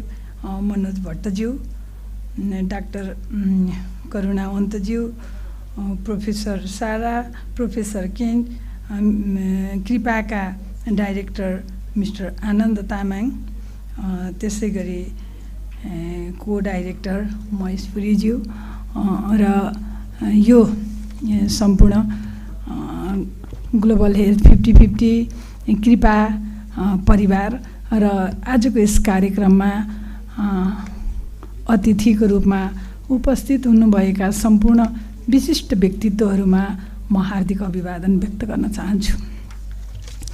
आज महत्त्वपूर्ण कुराहरू आयो र खास गरेर आज आएका कुराहरू विषयहरू चाहिँ पोलिसीसँग रिलेटेड विषयहरू हुन् भन्ने मलाई लागेको छ र अघि नै डाक्टर करुणा अन्तज्यूले भनिसक्नुभयो, यो स्टडीका लिमिटेसन्सका कुराहरू भनिसक्नुभयो, वेबसाइटमा आधारित भएर गरेका कुराहरू छन्, त्यसका अपडेटिङका कुराहरू छन् र जे भए पनि जेन्डर र हेल्थको कुरालाई पोलिसी लेभलमा कस्तो छ भन्ने कुरालाई स्टडी गरिएको हो र यो आफैमा एउटा महत्त्वपूर्ण हो र यसले एउटा तलाउमा ढुङ्गा हानेको जस्तो एउटा तरङ्ग एउटा ल्याएको छ र अब यसले हामीलाई फर्दर स्टडीहरू हामीले कसरी गरेर जाने, योसँग कनेक्सन भएर अझ हामीले डेप्थमा स्टडी गर्न आवश्यक छ भन्ने कुरा यसले हामीलाई एउटा रियलाइजेसन हामीलाई गराएको छ र खास गरेर आजको यो स्टडीले ल्याएका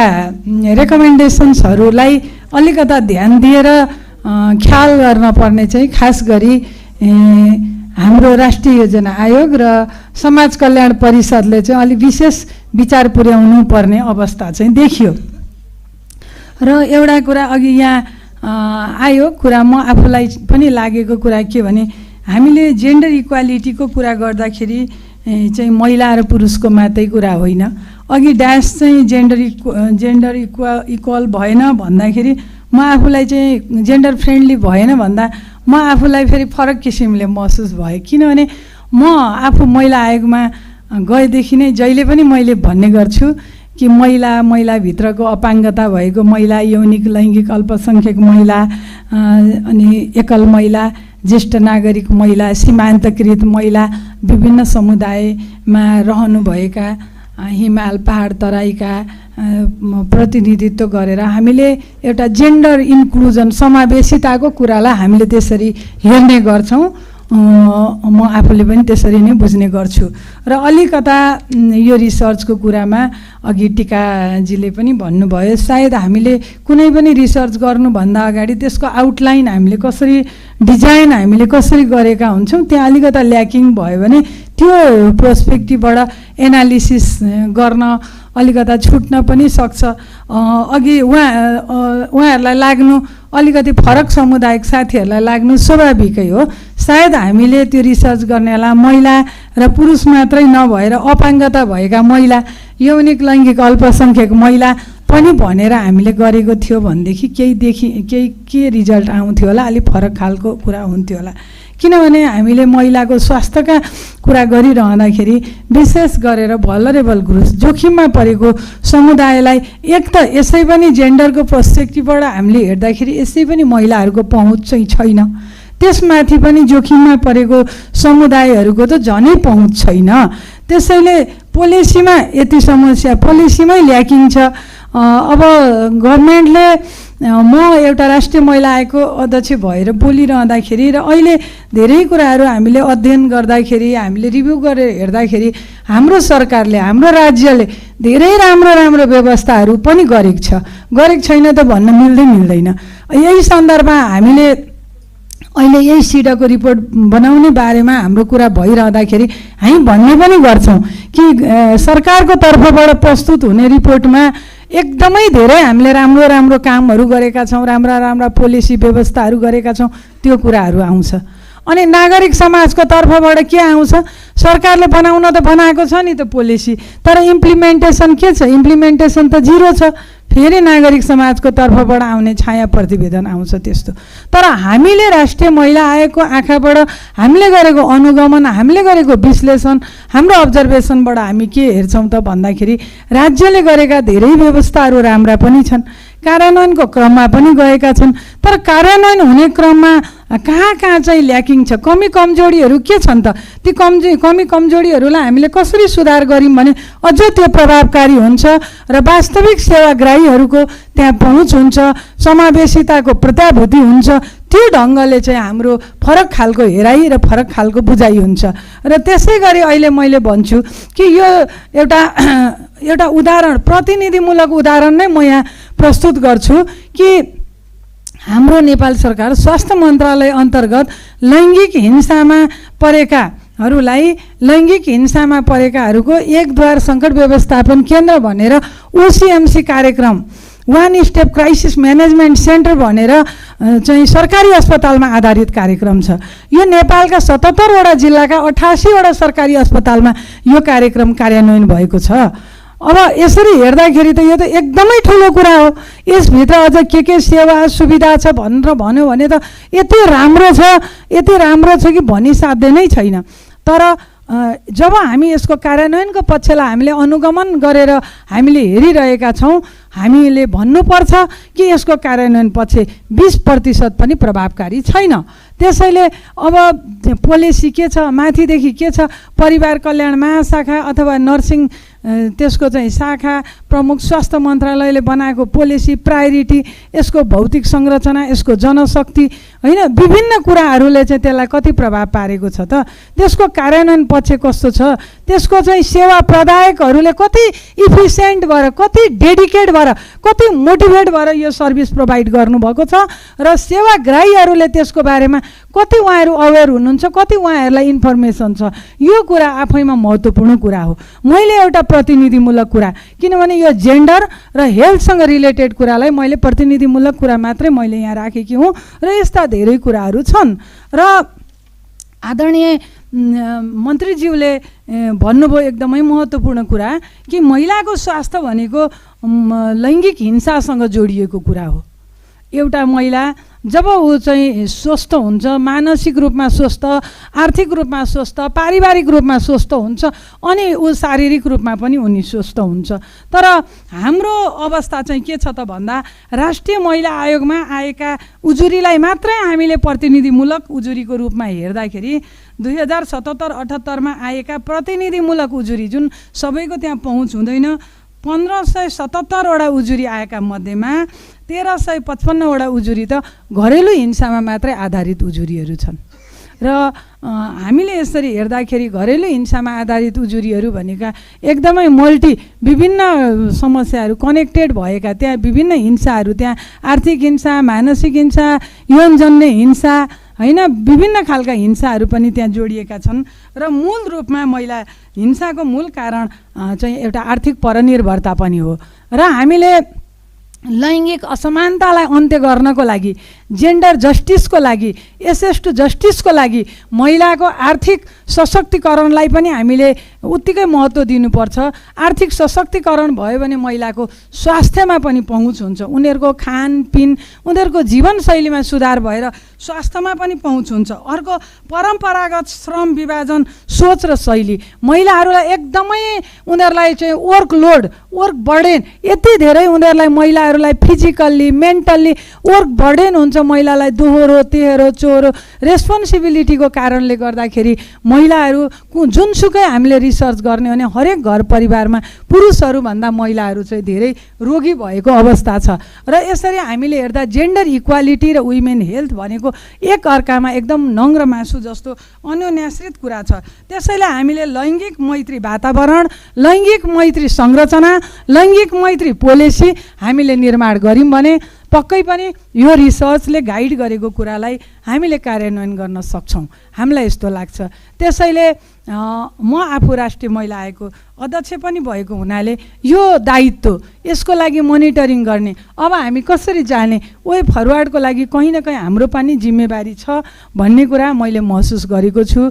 र कृपा र ग्लोबल हेल्थ 50-50ले अर्गनाइज गरेको यो कार्यक्रममा हामीलाई जवाफदेहिताको लागि हामीलाई एउटा जिम्मेवार, एउटा संयन्त्र निकायको रूपमा महसुस गरेर योभन्दा अगाडि पनि राष्ट्रिय महिला आयोगसँगको सहकार्य अनुरूप आज यो कार्यक्रमको अध्यक्षता गर्ने अवसर प्रदान गर्नुभएकोमा, यो रिसर्चमा मन्तव्य राख्ने अवसर प्रदान गर्नुभएकोमा, यस रिसर्चमा यो रिसर्चको आयोजक टिमलाई म हार्दिक आभारसहित धन्यवाद व्यक्त गर्न चाहन्छु यो अवसरको लागि। र म हृदयदेखि नै यहाँहरूप्रति आभारी छु।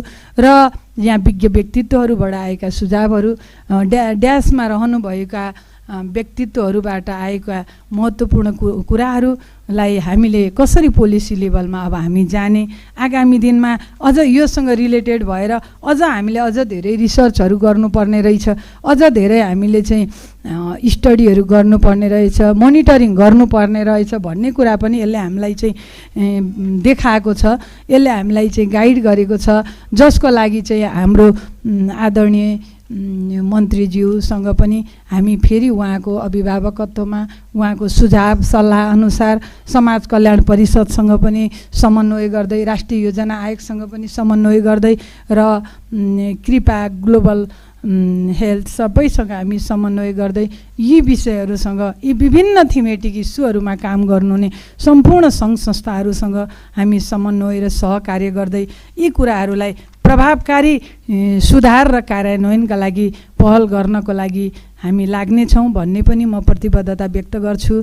समयको पाबन्दीले गर्दाखेरि हामीले मैले धेरै कुराहरू भन्न गइरहेको छुइनँ। धेरै कुराहरू हाम्रो रिसर्चसँग आएका फाइन्डिङ्सका कुराहरू, रेकमेन्डेसन्सका कुराहरू अघि नै आइसकेको छ, जुन कुरामा मेरो पनि व्यक्तिगत रूपमा सहमति छ। र यति भन्दै फेरि पनि यो महत्त्वपूर्ण कार्यक्रमको आयोजना गर्नुभएकोमा म आयोजक संस्थाहरूलाई हार्दिक धन्यवाद व्यक्त गर्न चाहन्छु। आदरणीय प्रमुख अतिथिज्यूलाई हृदयदेखि नै आभार व्यक्त गर्न चाहन्छु। र यति भन्दै यो कार्यक्रम यो समारोह यहीँ समापन भएको पनि म हार्दिक अनुरोध गर्छु र समारोहमा उपस्थित सम्पूर्ण व्यक्तित्वहरूलाई डिनरमा जोइन भइदिनु हुन अनुरोध गर्दै मेरो मन्तव्य यही अन्त्य गर्छु। धन्यवाद, नमस्कार।